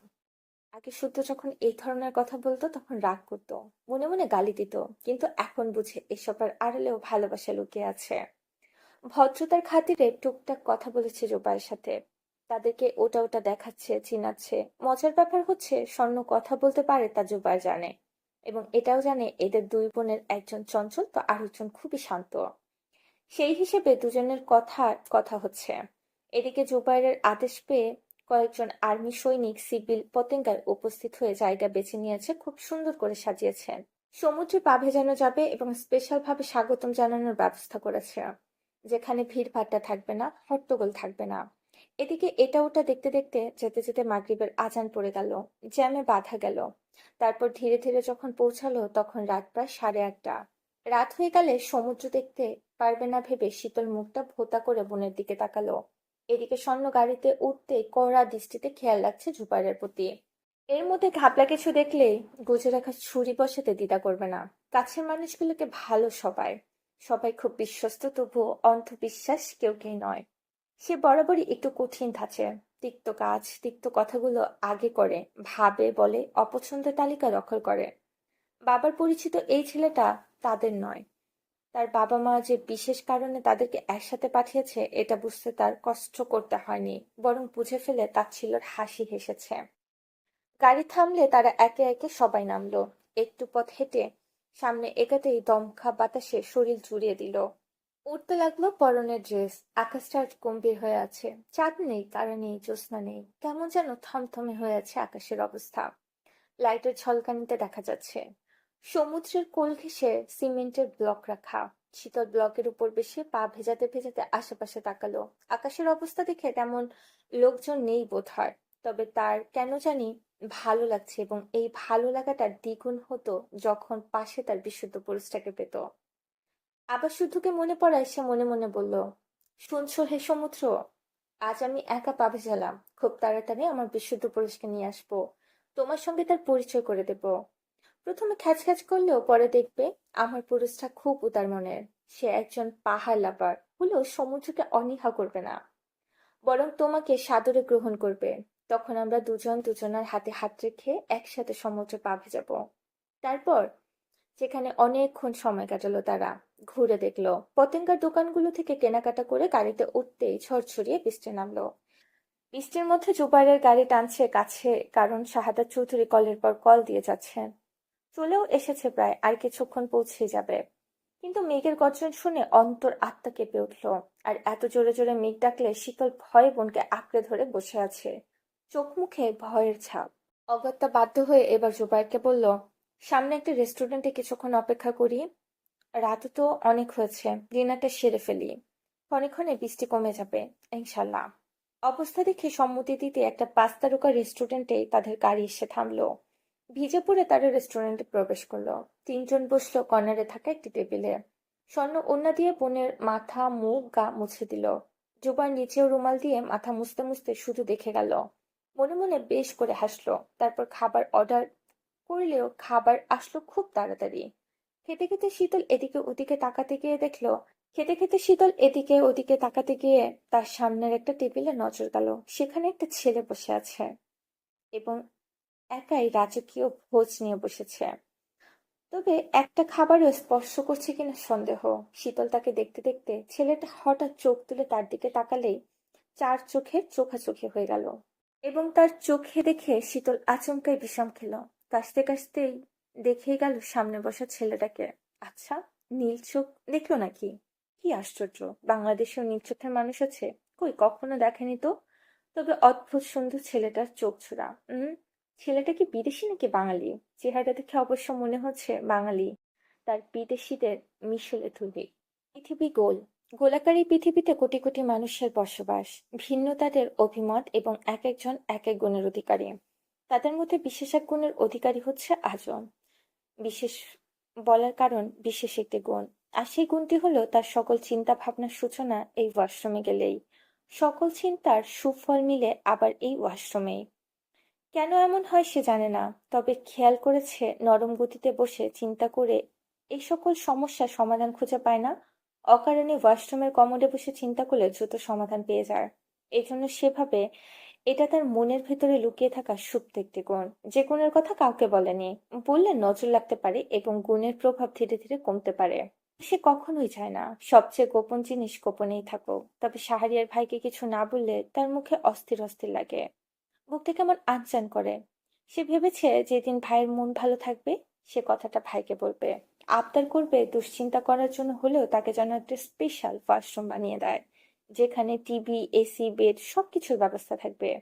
আর সে যখনই চিন্তায় পড়বে সেখানে শুয়ে বসে ভাবতে ভাবতে সকল সমস্যার সমাধান হাতের মুঠোয় পেয়ে যাবে। সমাধান পেয়ে ভাই ভীষণ খুশি হবে। ভাইয়ের খুশিতে সেও খুশি। এসব ভেবে সে মনে মনে হাসলো, কিন্তু হাসিটা ঠিকঠাক ভাবে ঠোঁটের কোণে ফুটে ওঠার আগেই মাড়িতে ব্যথা পেল। গতকাল থেকে মাড়ির ব্যথার অবস্থায় তার অবস্থা খারাপ। এই লজ্জার কথা আর কাকে বলবে সে? ভাবলে তো নিজেরই হাসি পায়। কারণ এই বয়সে এসে তার নতুন করে দাঁত উঠেছে। এই দাঁতের নাম আবার আক্কেল দাঁত। কেন বেয়াক্কেল এই দাঁতের নাম আক্কেল রেখেছে তা জানতে ইচ্ছে করে। সে বেয়াক্কেল। লোকটা কি বেঁচে আছে? যদি থাকে তাহলে সেই লোকের কাছে গিয়ে জিজ্ঞাসা করবে, বেয়াক্কেল একটা জিনিসকে কোন বিবেকে আক্কেল নাম দিলেন কাকা? দিলেন তো দিলেন, ভাইব্বা নামটা দিতে পারলেন না। আর পারলেন না তো আকামের দায়িত্ব আপনারে দিতে কইসের কেডা? কিন্তু সেই লোক কিভাবে খুঁজে পাবে? তার ব্যথাটা আগে কমুক, তারপর সেই লোককে খুঁজে বের করবে সে। মনে মনে এসব ভেবে সে আশেপাশে তাকিয়ে কোথায় কি আছে খুঁটিয়ে দেখতে লাগলো। বড়সড় ঝকঝকে তকতকে ওয়াশরুম। আসলে মানুষের এত টাকা থাকলে যা হয়, নয়তো কি আবার হাগার জায়গায় এত টাকা খরচ করে? যত টাকা খরচ করুক ফেলে যায় তো এই দুর্গন্ধযুক্ত মাল মশলা। ভাগ্যিস শাহরিয়ার ভাইয়ের কাছে কাজ করার সুযোগ পেয়েছিল, নয়তো এই দামি ওয়াশরুমে হাগার সব অপনই থেকে যেত। অবশ্য এজন্য ভাইকে একদিন ট্রিট দিলে মন্দ হয় না। ভাই জিজ্ঞাসা করলে বলবে হাগার ট্রিট। আর এই বিশেষ ট্রিটের আগে কেউ কাউকে দিয়েছে বলে তা জানা নেই, তবে সে দিবে। বাংলার ইতিহাসে এই ট্রিট দিয়ে ইতিহাসের পাতায় নিজের নাম লেখাবে। পরের প্রজন্ম আগ্রহ নিয়ে জানতে চাইবে এই অদ্ভুত ট্রিটের আবিষ্কারককে।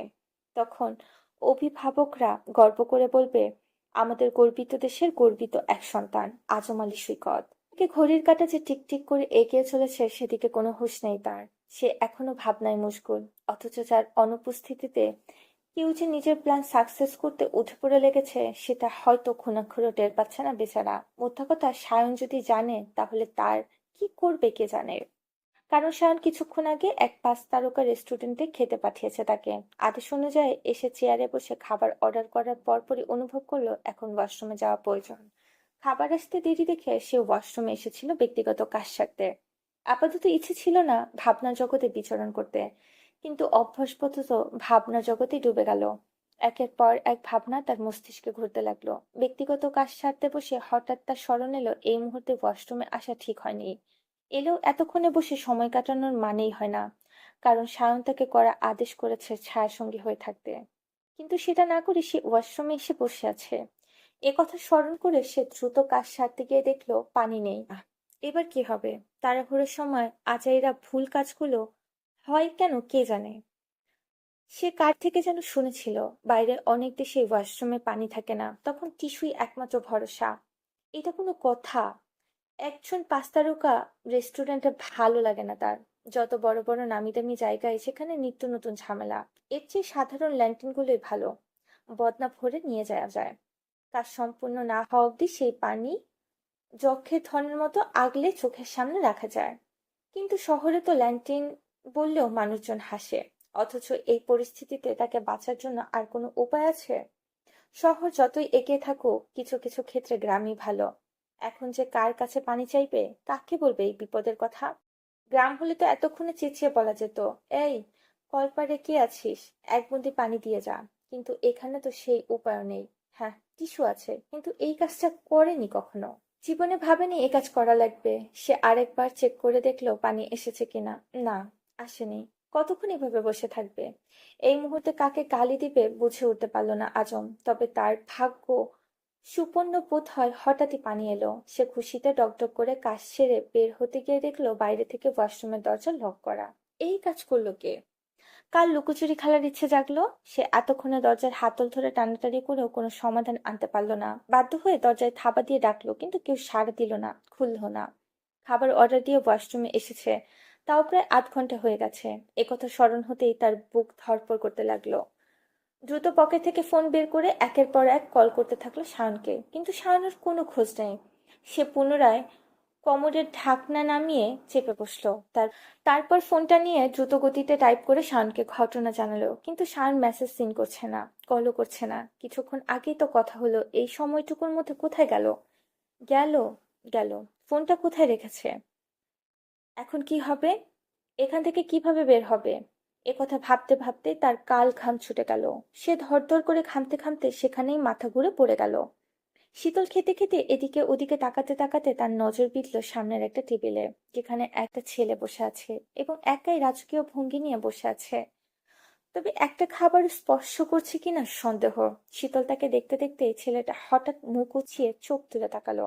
আচমকা চার চোখের চোখাচোখি হয়ে গেল এবং তার চোখ দেখে শীতল আচমকায় বিষম খেলো। কাশতে কাশতে আর একবার দেখলো সামনে বসে সুদর্শন ছেলেটাকে। আচ্ছা, নীল চোখ দেখলো নাকি? কি আশ্চর্য! বাংলাদেশেও নীল চোখের মানুষ আছে? কই, কখনো তো দেখেনি। তবে অদ্ভুত রকমের সুন্দর ছেলেটার চোখ জোড়া। ছেলেটা কি বিদেশি নাকি বাঙালি? চেহারা দেখে অবশ্য মনে হচ্ছে বাঙালি আর বিদেশির মিশলে তৈরি। তাকে তাকাতে দেখে ছেলেটা কি মনে করে যেন শীতলের টেবিলের কাছে এলো। কাছে এগিয়ে আসায় শীতলও শিওর হলো ছেলেটার চোখ জোড়া সত্যি সত্যি নীল। তবে সন্দেহ থেকে গেল লেন্স লাগানো নাকি আসল তা নিয়ে। নিজের ভাবনা ছেড়ে শীতল একবার ভ্রু কুঁচকে বোনের দিকে তাকালো, তো আর একবার জুবাইরের দিকে। তারাও প্রশ্নবোধক চাহনিতে তাকিয়ে আছে সামনে দাঁড়ানো ছেলেটার দিকে। তখন ছেলেটা হ্যান্ডশেক করতে জুবাইরের দিকে হাত বাড়িয়ে হাসি মুখে বলল, হ্যালো, আমি ইয়াসির খান। তার হাত বাড়ানো দেখে জুবাইর উঠে দাঁড়িয়ে নিচেও ঠোঁটে হাসি ফুটিয়ে চোখ ছোট ছোট করে বলল, Zubair, can I join you guys? কথা শুনে জুবাইর একবার স্বর্ণর দিকে তাকালো। স্বর্ণ মাথা নিচু করে খেতে ব্যস্ত। সে মূলত বুঝতে পারছে মানুষটা স্বর্ণ কিংবা শীতলের চেনা কিনা। তবে স্বর্ণ শীতলের মুখ দেখে মনে হচ্ছে তারা চেনে না। আর তার খুঁতখুঁতে মন অচেনা কাউকে সঙ্গে নিতে মন সায় দিচ্ছে না। তবে তার মুখ দেখে ইয়াসির যেন বুঝলো মনের ভাবনা। সে মলিন হেসে বলল, আজ আমার মায়ের জন্মদিন। কাউকে নিয়ে যে জন্মদিন পালন করব সেই আপনজনও আমার নেই। আমি একজন ট্যুরিস্ট, কিছুদিনের জন্য এসেছি মাত্র। তাই বলছিলাম কি যে। এ কথা শেষ করে শীতলের দিকে তাকিয়ে মলিন হাসলো। শীতলের খুব মায়া লাগলো জুবাইর কিংবা স্বর্ণের আশায়। সে থেমে থাকলো না, বলল, সমস্যা নেই ভাইয়া, আসুন আমরা একসাথে ডিনার সারি। সত্যি? সত্যি। শীতলের কথায় ইয়াসের ওয়েটটাকে দেখে তার অর্ডারকৃত খাবারগুলো শীতলের টেবিলে দিতে বলল। এত বারণ করেও শুনল না। স্বর্ণ এখনো একবারও চোখ তুলে তাকায়নি।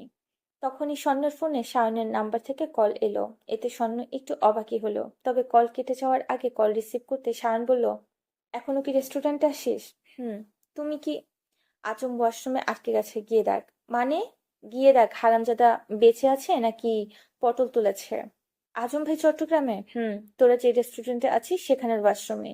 কথা শুনে স্বর্ণ কল কেটে উঠে দাঁড়িয়ে জুবাইরকে বলল, আমি না ফেরা অবধি এক পাও নড়বেন না। আশা করি স্মরণ করিয়ে দিতে হবে না, আমরা এখন আপনার দায়িত্বে। হঠাৎ কঠিন সুরে বলা কঠিন কথায় জুবাইর প্রচন্ড অবাক হলো। তবে অবাকের ভাবটুকু বুঝতে না দিয়ে বলল, আপনি কোথায় যাচ্ছেন? ওয়াশরুমে। কথা বলে আর দাঁড়ালো না, দ্রুত পায়ে স্থান ত্যাগ করলো। তবে যাওয়ার দিকে তাকিয়ে ইয়াসির মলিন সুরে বলল, আমার উপস্থিতি আপুটা বোধহয় পছন্দ করছে না, আমি না হয় উঠি। কথা শুনে শীতল হড়হড় করে বলল, না না, আপনি ভুল বুঝছেন। আসলে আমার আপু কম কথা বলেন, তাই আর কি। ও, তবে আপুটা রাগী হলেও আপুর ছোট বোন খুব মিশুক দেখি। ভাইয়া একটা কথা বলি, চোখ নিয়ে বুঝি। শীতল এবার বিস্ময় নিয়ে তাকাতে ইয়াসির হো হো করে হেসে উঠল। শীতল আর এক দেখা অবাক হলো ইয়াসিরের গ্যাসদার দেখে। মনে মনে একটু আফসোস হলো তার, বিশুদ্ধ পুরুষটা এভাবে হাসে না কেন ভেবে। তবে এই পুরুষটার হাসি দেখে মনে হচ্ছে খুব ভালো একজন মানুষ সে। যে মন খোলাভাবে হাসতে পারে, তার মনে কি নোংরা থাকতে পারে?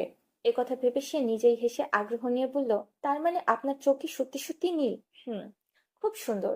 কিন্তু দেখে মনে হচ্ছে পুরোপুরি বাঙালি না, তবুও এত ভালো বাংলা বলতে পারেন কিভাবে? আসলে বাংলাদেশে জন্ম হলেও বড় হয়েছে সুইডেনে। বাবা বাঙালি ছিল বিধায় বাংলার প্রতি আগ্রহ জন্মেছিল। তারপর একটু একটু করে শেখা, এখানে মাঝে মাঝে অফিসে কাজের ক্ষেত্রে। ও, বলাই তো হলো না, আমি পেশায় সায়েন্টিস্ট। বলেন কি? আমার ভাইয়েরও তো নাম করা সায়েন্টিস্ট, তাই নাকি? তা আপনার ভাইয়ের নামটা কি জানতে পারি? অবশ্যই, ভাইয়ের নাম সোহেগ শুদ্ধ। হুম, শুদ্ধ শুদ্ধ। না, এই নামে কাউকে চিনি বলে মনে করতে পারছি না। তবে কর্ম যখন এক, চিনে নিতে আর কতক্ষণ। তাদের এসব আলাপ জুবায়েরের কেন জানি পছন্দ হচ্ছে না। সে তীক্ষ্ণ দৃষ্টিতে পরখ করছে সামনে বসে সুদর্শন পুরুষটাকে। তখন কিছু মনে হলো, এখন কেন জানি খটকা লাগছে। তাকে ঘন ঘন তাকাতে দেখে ইয়াসির পাত্তা দিল না, নিজের হাতে শীতলের প্লেটে ওটা ওটা তুলে দিতে দিতে গল্পে ডুবে রইল। এদিকে স্বর্ণ আসছে না দেখে কিছু বলতে গেলে ফোনে রিংটোন বেজে উঠল। জরুরি কল দেখে উঠে দাঁড়িয়ে একটু দূরে গেলেন কথা বলতে। তবে তার দৃষ্টি রইল শীতল আর ইয়াসিরের দিকে। তাকে যেতে দেখে ইয়াসির এবার মুগ্ধ নয়নে তাকালো আপন মনে মাথা নিচু করে খেতে থাকা শীতলের দিকে। ছবিতে যেমন দেখেছিল তার থেকে সুন্দরী এই মেয়ে। মনে একটা জলজ্যান্ত পুতুল নিয়ে কাছে থাকতে মন্দ হয় না, তবে পুতুলটাকে নিয়ে সে কাঠখড় পোড়াতে তার আর বলার অপেক্ষা রাখে না। তবুও কষ্ট করে যদি এমন একটা প্রাপ্তি পাওয়া যায় তাহলে সেই কষ্ট করতে প্রস্তুত। এখন কথা হচ্ছে, আজই তুলবে নাকি পুতুলটাকে? এ কথা ভাবতে ভাবতে ঘাড় ঘুরিয়ে সে তাকালো অদূরের টেবিলে বসে থাকা লোকদের দিকে। সামান্য একটা ইশারায় মুহূর্তেই বিদ্যুৎ চলে গেল। ঘুটঘুটে অন্ধকারে ছেয়ে গেল চারিপাশ। যারা খেতে এসেছিল তারা বিরক্ত সূচক শব্দ করে নানান কথাবার্তা বলতে থাকলো। এদিকে তখনও আকাশ ফাটিয়ে মেঘ গর্জন করছে, বৃষ্টির তীব্রতা যখন দ্বিগুণ বেড়েছে। অন্ধকারে ভীতু শীতল হাতের চামচ রেখে ইয়াসিরের উদ্দেশ্যে বলল, ভাইয়া আছেন? ফোন থাকলে লাইট অফ করুন প্লিজ, এত অন্ধকার আমার একদমই ভালো লাগে না। কেন নয় সোনা? কি? একথা বলতে না বলতে শীতল তার কাঁধের কাছে নরম কিছুর স্পর্শ পেল। এরপরে সুচ ফুটানোর মতো কিছু অনুভব হতেই সে নড়ে চড়ে উঠতেই ইয়াসির শক্ত করে তার মুখ চেপে ধরল। শীতল গোংড়ানোর সময় পেল না, তার আগেই নাকে রুমাল চেপে ধরতেই সে সেন্স হারালো। ততক্ষণে ইয়াসিরের লোকরা বিদ্যুৎ যাওয়ার সাথে সাথে জুবাইরকে সেন্সলেস করে ফেলেছে। খেতে আসা অন্যান্য লোকরা যারা ফোনে লাইট অন করেছে তাদের ফোন কেড়ে নেওয়া হয়েছে। খানিকক্ষণ পরে বিদ্যুৎ এসে ততক্ষণে কালো পোশাকধারী লোকজন ভরে গিয়েছে রেস্টুরেন্ট। এরা কারা, কেন এসেছে? এই নিয়ে সবার মাঝে আতঙ্কের সৃষ্টি হয়েছে। তবে লোকগুলো কাউকে কিছু বলল না, হঠাৎ এসে হঠাৎই চলে গেল। তবে কেউ খেয়াল করলো না এতগুলো লোকের মাঝে একটি মেয়ে সেন্সলেস করে তুলে নিয়েছে। সেই মেয়েটা আর কেউ নয়, চৌধুরী নিবাসের সবচেয়ে চঞ্চল প্রাণ, চৌধুরীদের চোখের মণি আর সোহেব শুদ্ধের প্রাণ ভোমরা। ইয়াসির শীতলকে কোলে নিয়ে গাড়িতে উঠে বসতেই সেখানে পরপর দুটি আর্মির গাড়ি এসে থামলো। ধপধপ করে শব্দ তুলে একে একে নেমে দ্রুত ছুটল রেস্টুরেন্টের ভেতরে। আর্মির গাড়ি দেখে পোশাকধারী লোকগুলো ততক্ষণে ভাগ ভাগ হয়ে আড়ালে চলে গেছে।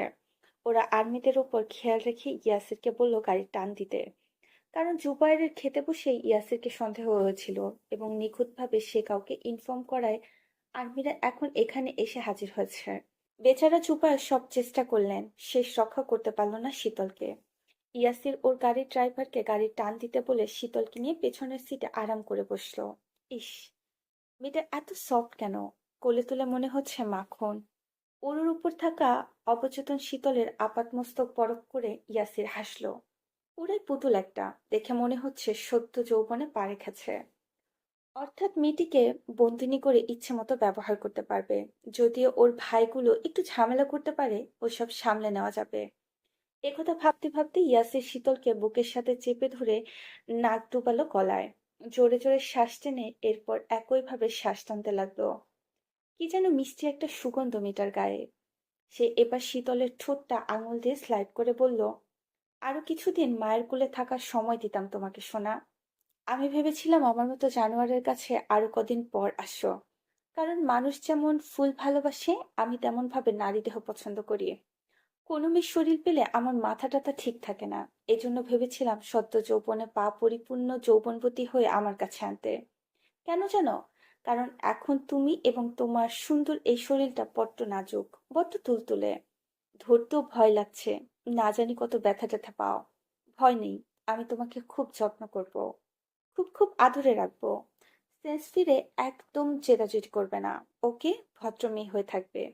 এভাবে তুলেছি বলে খবরদার কান্নাকাটি করার চিন্তাও করবে না। কেন করবে বলো তো? আমি কিন্তু ইচ্ছে করে এসব করছি নাকি? মোটেও না। বরং তোমার ভাইরা আমাকে এসব করতে বাধ্য করেছে। জানো, গতদিন আমার কোটি কোটি টাকার মাল পুলিশের হাতে ধরিয়ে দিয়েছে। শাওন যা করেছে করেছে, কিন্তু শুদ্ধ যা করেছে, এরপর তোমাকে ছাড়ি কিভাবে বলো পাখি?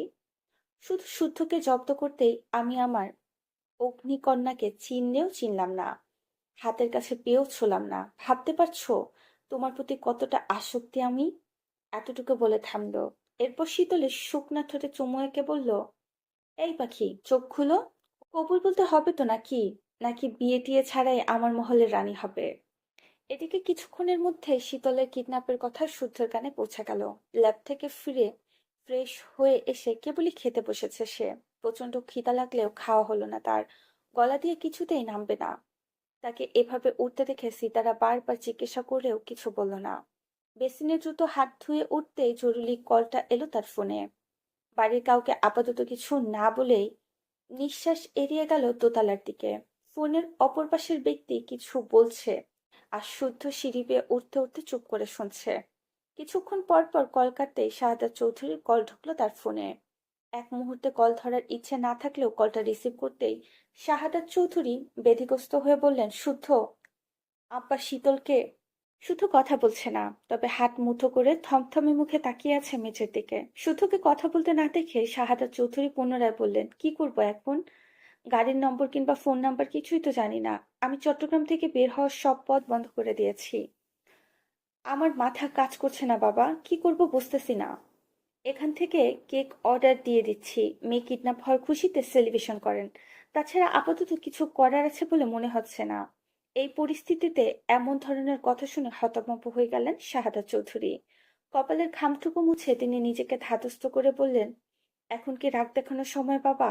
সময় না। ও, তাহলে আপনি বরং ঠিক করে দেন কখন রাগ দেখাবো। বাবারে, আমার মেয়েটাকে পাচ্ছি না। কেন পাচ্ছেন না? রক্ষা করতে পারবেন না যখন, তখন কেন নিয়ে গেলেন? কেন? আমি বলেছিলাম নিয়ে যেতে? শুদ্ধ শান্ত কণ্ঠে ধারালো কথা শুনে শাহাদাত চৌধুরী কথায় খেই হারিয়ে ফেললেন। বুঝলেন, এই ছেলেকে আপাতত থামানো যাবে না। ছেলেটা প্রচন্ড রেগে আছে। তাকে ঘাটালে আরো বেঁকে বসতে পারে। তাকে শান্ত করতে হবে শীতলের কথা দিয়ে। তাই তিনি কিছু একটা ভেবে বললেন, ভুল করেছি। এবার কিছু একটা কর বাবা। আমি কথা দিচ্ছি, শীতলকে পেলে নিজে দাঁড়িয়ে থেকে আগে তোদের বিয়ে সম্পূর্ণ করব। একথা শুনে শুদ্ধের সারা শব্দ পাওয়া গেল না। তবে বেশ কিছুক্ষণ পর গম্ভীর একটা কণ্ঠ ভেসে এলো, তাই যেন হয়। এরপর কল কেটেই যেন অবস্থায় ছিল সে অবস্থাতেই বের হয়ে শাওনের পার্টি অফিসে গেল। গিয়ে দেখে শাওন ফোন কানে ধরে গালাগাল করছে কাউকে। গালির ধরন আর কথা শুনে বুঝলো আচমকে। তাকে দেখেও শাওন থামলো না, সামনে বসে গেল। এই মাতা, তোকে আমি রেস্টুরেন্টের ওয়েলকাম ড্রিঙ্কস গেলার জন্য পাঠিয়েছিলাম। তোকে বলেছিলাম না সতর্ক থাকতে? বলেছিলাম যে আমাদের পদে পদে বিপদ, ভুলেও কাউকে বিশ্বাস না করতে। এতবার বলার পরেও তুই একই ভুল কেন করলি? শহরের চাকচিক্য দেখে মাথা ঠিক ছিল না। তোকে পাঠিয়েছিলাম ওসব সাউয়া দেখতে। এইখান এখন তোর কোন বাপ আমার বোনকে এনে দিবে? আমার বোনের যদি কিছু হয় তাহলে তোর পিছনে দিয়ে ওয়েলকাম ড্রিঙ্কস না ঢুকিয়ে তো আমার নামও সায়ন না। আমিও দেখবো কতটা লোড নিতে পারি হারামজাদা। এ কথা বলে সায়ন কল কেটে ভাইয়ের কাঁধে হাত রেখে শান্ত সুরে বলল, ভাইয়া, আছি না, একটু সময় দে, দেখবি সব ঠিক হয়ে যাবে। তা তো হতেই হবে, তবে এবার এই বাস্টারটাকে উচিত শিক্ষা দিয়ে ছাড়বো। যদি না পারি, আমার নাম কুকুরপুষ্য। একথা শুনে শুদ্ধ শাওনকে নিয়ে দ্রুত বেরিয়ে পড়ল। তবে কোথায় গেল শাওন জানে না। ভাই যে প্রচন্ড খেপেছে বুঝতে বাকি নেই তার। মায়াও লাগলো ইয়াসিরের জন্য। ও বেচারা জানে না ঠিক কার কলিজায় থাবা বসিয়েছে। জানে না বোধ হয়, জানলে কি এমন দুঃসাহস দেখাতো? সে কিছু একটা ভাবলো, তারপর শুদ্ধকে বলল, আচ্ছা ভাই, ইয়াসিরকে পেলে কি করবি? আমি কিন্তু আগেই শালাকে ধরে চপাচট চুমু খাবো। শালার কলিজা আছে, নয়তো দ্বিতীয়বার এ কাজ করে বল? যা করে করো, শুধু ওর আহত ডেড বডি আমাকে দিও। কি করবি? ওকে পেলে কয়েকটা ইঁদুরের আয়ু বেড়ে যাবে। ওকে ডান। একথা বলে শাওন কল দিল রুবাবকে। কয়েকবার কল বেজে বেজেই কেটে গেল। রুবাবের থেকে কিছু তথ্য পেয়ে শাওন আজকেই আজমকে পাঠিয়েছিল শীতল স্বর্ণের খেয়াল রাখতে। ক্যাম্পে তারা সুরক্ষিত হলেও বাইরে একদম না। আজমের কাজ ছিল যেখানেই হোক তাদের সেফটি দেওয়া, এবং স্বর্ণ শীতলের বাইরে যাওয়ার কথাটা মেসেজে জুবাইরই রুবাবকে জানিয়েছিল। জুবাইর হচ্ছে রুবাবের ক্লাসমেট। অনাকাঙ্ক্ষিতভাবে রুবাবের সাথে চট্টগ্রামে শপিং শপে দেখা হয় জুবাইরের, এবং জানতে পারে অনেক ঘটনা। এরপর জুবাইর রুবাব শান শুদ্ধ মিলে প্ল্যান করে, কিন্তু সে প্ল্যানে জল ঢেলে তার আগে শীতলকে নিয়ে উধাও হয়েছে ইয়াসির। শীতল নিখোঁজ হওয়ার পর থেকে সিমিন পাথর হয়ে বসে আছে। কাকে দোষ দিবেন, নিজেকে নাকি নিজের ভাগ্যকে? মেয়েটা কিডন্যাপ শুনে সিতারা ফোন করে যা ইচ্ছে তাই কথা শোনালো। বাদ যায়নি মিজে যাও। তার পাশে বসে শাহাদাত চৌধুরী শুদ্ধের সাথে কথা বলেছে। উনি শুদ্ধের সব কথা শুনেছে। সূক্ষ্ম একটা তাচ্ছিল্য সুর ছিল শুদ্ধের কথার মাঝে। সত্যিই তো, রক্ষা করতে পারবে না তো কেন নিয়ে গেলে? কিন্তু ছেলেটাকে উনি বোঝাবে কিভাবে? এখানে আসার কারণ মোটেও একটা নয়, বরং এমন কিছু কারণ আছে যেগুলো উনি বুকের ভিতর চাপা রেখেছেন। যেসব বুকফাটা ঘটনা ওনার বুকটাকে ক্ষতবিক্ষত করছে প্রতিনিয়ত। মনে মনে কথা ভাবতে ভাবতে ওনার চোখ দিয়ে জল গড়িয়ে গেল। মাথার মধ্যে ঘুরপাক খেতে লাগলো কয়েক মাস আগের ঘটনা। দিনটা ছিল শারাফাত চৌধুরীর মায়ের প্রয়াত বার্ষিকী। এই দেখ, সাদা পাঞ্জাবি পিন্দা আইছে। এটা সিতারা সুরুপুলা। নাম শোয়েব শুদ্ধ। নাম করা বিজ্ঞানী। পেপারে আবার ছবি টবিও বাইর হয়। মস্ত মস্ত জিনিস তৈরি করে। পোলাটা দেখতে যেমন রাজা রাজা ভাব আছে, তাই না? হেরা কিন্তু দুই ভাই। বড়টার নাম সায়ন। হে আবার রাজনীতির নেতা। পড়ালেখাতে ভালোই আছিল। আমাগো রিতার জুড়ি এই সায়ন। রিতা তো ক্লাসে ফেল করতে করতে গফুর ব্যাডার লগে পালাইয়া গেল। এখন মিসে ভাত রাইন্দা খায়। হেই সিরে বহু সুন্দর আসছিল। তোর নিজের পায়ে কুড়াল নিজেই মারছে। কপালপুরি শুদ্ধ সায়নের মতন পোলারে চোখে দেখতে পায়নি। না, সে গেল চেক্কা বাবার লগে। ওর বোর্ডে দেখা মনে হয় কাছে টাইনা দুইখানা থাপ্পড় দিয়া ভিটামিনের ওষুধ কিনা দেই। তয় যেটাই কইস, আমগো সিতারের দুইটা পোলা দেখতে যেমন সুন্দর তেমনি তাগো বিহেভিয়ার। এবার যদি এইখানে নাচ জামাই পাইতাম।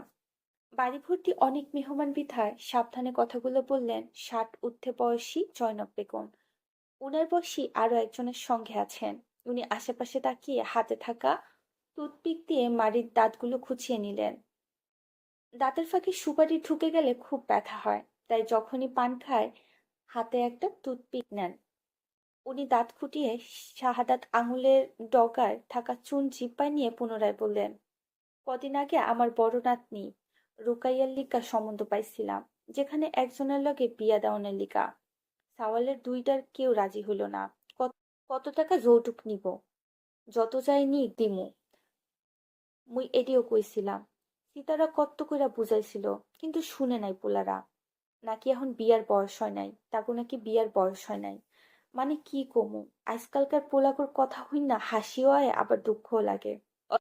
অথচ এদের বয়সে আজমিরের বাপ চার ছাওয়ালের বাপ হইয়া গেছিল। জয়নব বেগমের কথা শুনে মহিলা মহলে হাসির রোল পড়ল। তবে একটা শোকের বাড়ি দেখে সকলে কোনো মতে হাসি সামনে নিলেন। ফিসফিস করে অন্যদের সাবধান করে দিলেন। তখন করিমুন্নেসা নামে আর এক মহিলা আঙুলের ইশারায় কারে দেখে বললেন, ওইটা কেডা? শাহাদাতের সুডু মাইয়া না? মাইয়াটারে সুডু দেখছিলাম, এখন দেখি মেলা বড় হইয়া গেছে। তা বিয়া শাদি দিবে না? মাইয়া ডাঙ্গর হইলে আর ঘরে রাখতে নাই। একথা শুনে রাবেয়া বানু শাড়ির আঁচল থেকে তৈরি করা পান মুখে গুজে বললেন, আমি কিন্তু অনেকক্ষণ থিকা দেখতাছি মিয়াটা সিতারার সুডো ফুলার পিছন পিছন ঘুরতাছে। পোলার চোখ রাঙানি দিলেও সরতাছে না। কি বেশরম মিয়া! ওনার কথায় এবার বৃদ্ধদের দৃষ্টি গিয়ে পড়ল অদূরে দাঁড়ানো শুদ্ধ আর শীতলের দিকে। তারা কিছু একটা নিয়ে ঝগড়া করছিল তখনও। তাদের দেখে জয়নব বেগম মুখ বাঁকিয়ে বললেন, যুগ যা খারাপ, খোঁজ নিয়া দেখো, তাগো মধ্যে ইটিস পিটিস চলতাছে। শাহাদাতের বউটার কি কোনো আক্কেল জ্ঞান নাই? এই বড় মিয়াটারে চাচাতো ভাইয়ের লোকে এত মাখামাখি করতে দেয় কেন? আমরা মানুষ হই নাই? আমরা চাচাতো ভাইগো মামাতো ফুপাতো ভাইগো দেখলে মুখ লুকায় পালাইতাম। এখন তাই করি। এখনকার সাওয়াল পানে পারে না কোলের মধ্যে ঢুইক্কা যায়। সি সি সি। উনি একথা বলে পাশ ফিরতেই দেখেন সিমিন দাঁড়িয়ে আছে, তার হাতে শরবতের ট্রে। ওনাকে দেখে জয়মত বেগম একটু ঘাবড়ে গেলেও প্রকাশ করলেন না। সিমিন ওনার কথা শুনে তেমন প্রতিক্রিয়া দিল না, কিছুই শোনেনি। বাড়ি ভর্তি মেহমান, এখন কথা বাড়ালে ব্যাপারটা অন্যরকম হবে। তাই উনি বিনয়ভাবে সবার হাতে শরবতের গ্লাস তুলে দিয়ে যাওয়ার জন্য পা বাড়াতেই রাবেয়া বানু হঠাৎ ওনাকে আটকে দিলেন। তারপর ফিসফিস করে বললেন, শাহাদাত কি আহে নাই বউ? এসেছে খালাম্মা। তা স্বামী রাইখা এইখানে থাকো কেন বাপু? আমাকে শাহাদাত কি মেলা বুইড়া হইয়া গেছে? তার কি কিছু লাগে না? তোমরা বউ মানুষ, স্বামীর সব ভালো মন্দ খেয়াল রাখবা না? এই যতই আর্মি হোক, বেডা মানুষ তো দিনের পর দিন মাসের পর মাস বাইরে পইরা থাকে। যদি ভুল পথে পা বাড়ায় তখন কি করবা? সতীনের ঘর করার ইচ্ছা হইছে নি? ওনার কথা শুনে সিমিনের ইচ্ছে করলো মুখের উপর কিছু একটা বলতে, কিন্তু শ্বশুরবাড়ির লোক এবং বড় জায়ের বাপের বাড়ির মানুষ দেখে চুপ করে রইলেন। কিন্তু ওনার চুপ থাকা বিদ্যাদের বোধহয় সহ্য হলো না, তাই নরম ভেবে আর একটু চটকাতেই বললেন, আর হইছে তো দুই মাইয়ার মা, তা আর পোলাপান কি নিবা না? না, আল্লাহ আমার মেয়ে দুইটার আয়ু বাড়িয়ে দিক, তারা ভালো থাক। শুনো বউ, স্বামীরে হাতে রাখতে চাইলে স্বামীর লগে যাওগা। মাইয়ারা বড় হইছে, গায়ে কতটা ডাঙ্গর হইছে, পারলে বিয়া দিয়া দাও। শুধু মনে রাখো, তোমার জায়ের দুইটা জোয়ান পোলা আছে, জোয়ান পোলাগো আগুন আর ঘিয়ের লাগান। এদের একলগে রাখা ঠিক না, কখন কি হইয়া যায় বলা যায় না, যুগ খারাপ। এখন আবার ঢং কইরা বইল না ভাই বোন হেরা। শুনো, মায়ের পেটের না হলেও ভাই বোন হয় না। এ কথা বলে উনি থামতেই করিমুন্নেসা আবার আরেকটা কথার তীর ছুঁলেন। শুনো, আগে থেকে সাবধান হও বউ। আর যদি মনে মনে ভাইপা থাকো সিতারার পোলা করে জামাই বানাইবা, তাহলে আর কি। তয় তোমার বড় মাইয়াটা একটু একটু ভদ্র হইলেও ছোট মাইয়াটা পুরাই উড়নচণ্ডী। এই মায়ের থিকা সিতারা হ্যার পোলা গলিগা আরো ভালো বৌমা পাইবো। এতে ভালো পোলা আছে দিখা তোমার কি হ্যাঁ করে জামান বানানোর পায়তারা করতেছ নি বউ? না করলে তোমার ছোট মাইয়াটারে সামলাও। ওই সেটি দিয়ে সিতারার পোলার পিছন ছাড়ে না। এইরকম বেশরম মাইয়া আগে আর দেখি নাই বাপু। তিমির হতভম্ব হয়ে শুধু তাকিয়ে থাকলেন বৃদ্ধাদের দিকে। তবে কেন জানি গলা দিয়ে একটু শব্দ করতে পারলেন না তিনি। মাথা নিচু করে চলে যেতে যেতে আরেকটা কথা ওনার কানে গেল। জয়নব আর করিমুন্নেসা এত কথা বললেন দেখে রাবেয়া বানু ফোরন কেটে বললেন, হেরা যা মন চায় করুক, আমরা কথা না বাড়াই। এই বউডারে সাবধান করার কথা আছিল, তোমরা করলা। এখন শুনলে ভালো, না শুনলে রেডি থাকুক আরেকটা ইচ্ছা ঘটানোর। মাগি পাইয়া রাখছে এই জোয়ান দুই পোলার পিছনে লেলিয়ে দিক। ওর মায়েও সকালে গোসল দিয়া বাইর হইব, রান্নাঘরে যাইব, আবার হ্যার সেরিরাও ফরজ গোসল দিয়া একই রান্নাঘরে ঢুকবো। মা আর সেরিরা মিলা ভেজা চুলে সংসারের কাজ সারবো। সি সি, মিল্লা নিয়েও এই কাহিনী ঘটবনে। একথা শুনে সিমিনের পা চলছিল না। ইচ্ছে হচ্ছিল হাউমাউ করে কাঁদতে। মেয়ের মায়েদের এত দোষ কেন? এত কথা শুনতে হয় কেন? পরপর দুই মেয়ে হওয়ার কারণে অনেক কথাই শুনতে হয়। এজন্য উনি কখনো মেয়ে দুটোকে প্রশ্রয় দেয় না। স্বর্ণ বুঝদার, তাকে কিছু বলতে হয় না, কিন্তু শীতলটা কোনো কথা শোনে না। মেয়েটা বুঝতে চায় না আগের মতো ছোট নেই, আগের মতো ভাইয়া ভাইয়া করে সায়ন সুতোর কাছে যাওয়া মানায় না। সে এখন গায়ে গতরে বড় হয়েছে, সময় এসেছে কিছু সম্পর্কের দূরত্ব টানার। কয়েক মাস আগে চৌধুরী নিবাসে ওনার শাশুড়ির মৃত্যুবার্ষিকীর দিনে এই ঘটনাখানায় সিমিনের মনে গভীরভাবে দাগ কেটেছিল। বৃদ্ধাদের কটু কথা শুনে ভেতরটা জখম হয়েছিল তীব্রভাবে। সেদিন থেকেই উনি নিজের কাছে শপথ করেছিলেন, যাই হোক বৃদ্ধাদের নোংরা কথাগুলো সত্যি হতে দিবেন না। হ্যাঁ, উনি যে শুদ্ধ আর শাওনকে ভীষণ ভালোবাসে এ কথা অস্বীকার করতে পারবেন না, তবে জামাতা হিসেবে গ্রহণ করবেন না। তাহলে সমাজকে জিতিয়ে দেওয়া হবে, সব কটু কথার জয় হবে। তাছাড়া উনি জেনে গেছেন ওনার মেয়ে দুটো হবে ছেলে দুটোর প্রাণনাশের কারণ। তাদের চারজনের ভালোবাসার বন্ধন ভাঙবে শারাফাত ও শাহাদাত চৌধুরীর পবিত্র বন্ধন।